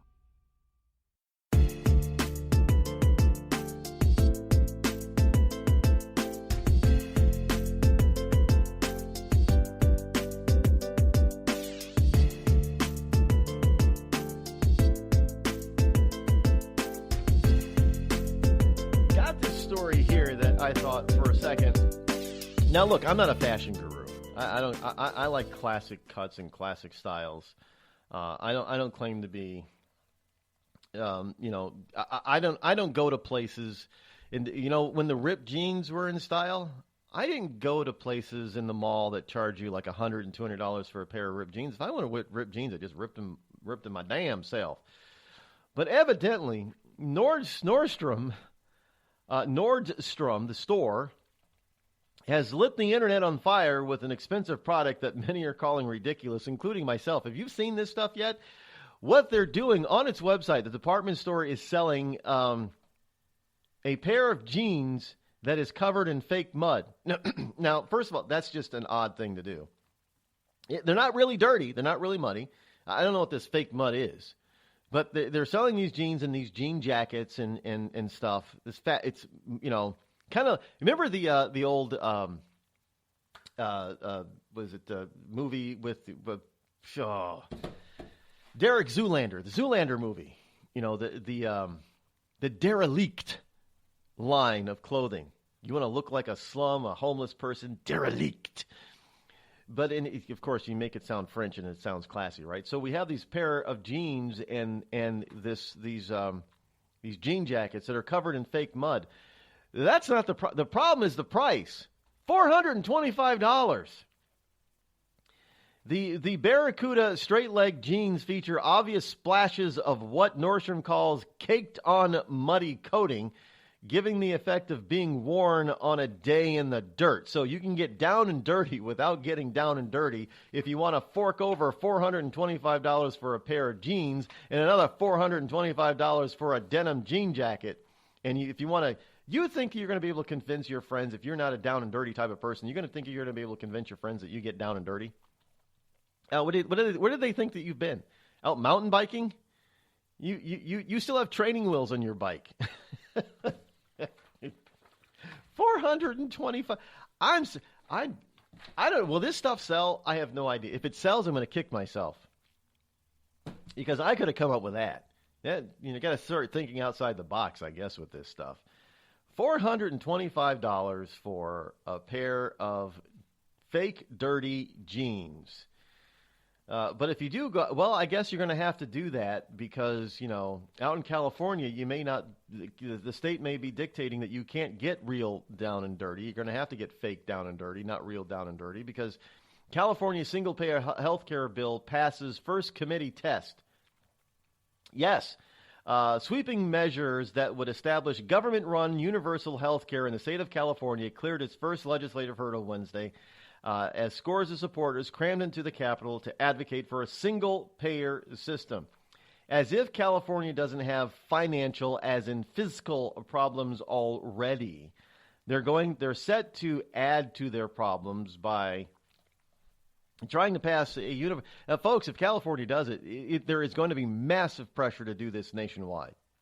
Look, hey, it's like Massachusetts. When Massachusetts introduced Romney Care, that was the platform and the base for Obamacare. And that was the jumping point for Obamacare. We got Obamacare because we got Romneycare, thanks to Mitt Romney in the state of Massachusetts. So what we're going to get here is if California actually goes to this ridiculous statewide universal single-payer healthcare system, which fits in line with the Obamacare. It's perfectly what Obamacare was actually intended to become anyway. They're going to say, yeah, go right ahead and do it. So the stakes have never been higher to get rid of Obamacare. And you Californians, if you guys keep it, no more money for you from the federal government because you keep wasting it on crap like this. This is ridiculous. Anyway, tomorrow, we'll be back here tomorrow. We're out of time for today. Back tomorrow. Tomorrow is Freedom Friday, which is basically Open Mic Friday. So whatever you want to discuss and a bunch of lighter stuff, we'll be here to talk about it. Until then, have a wonderful Thursday afternoon. Have fun listening to the other talking heads talk about nothing. I'm Rod Eccles. I'm out.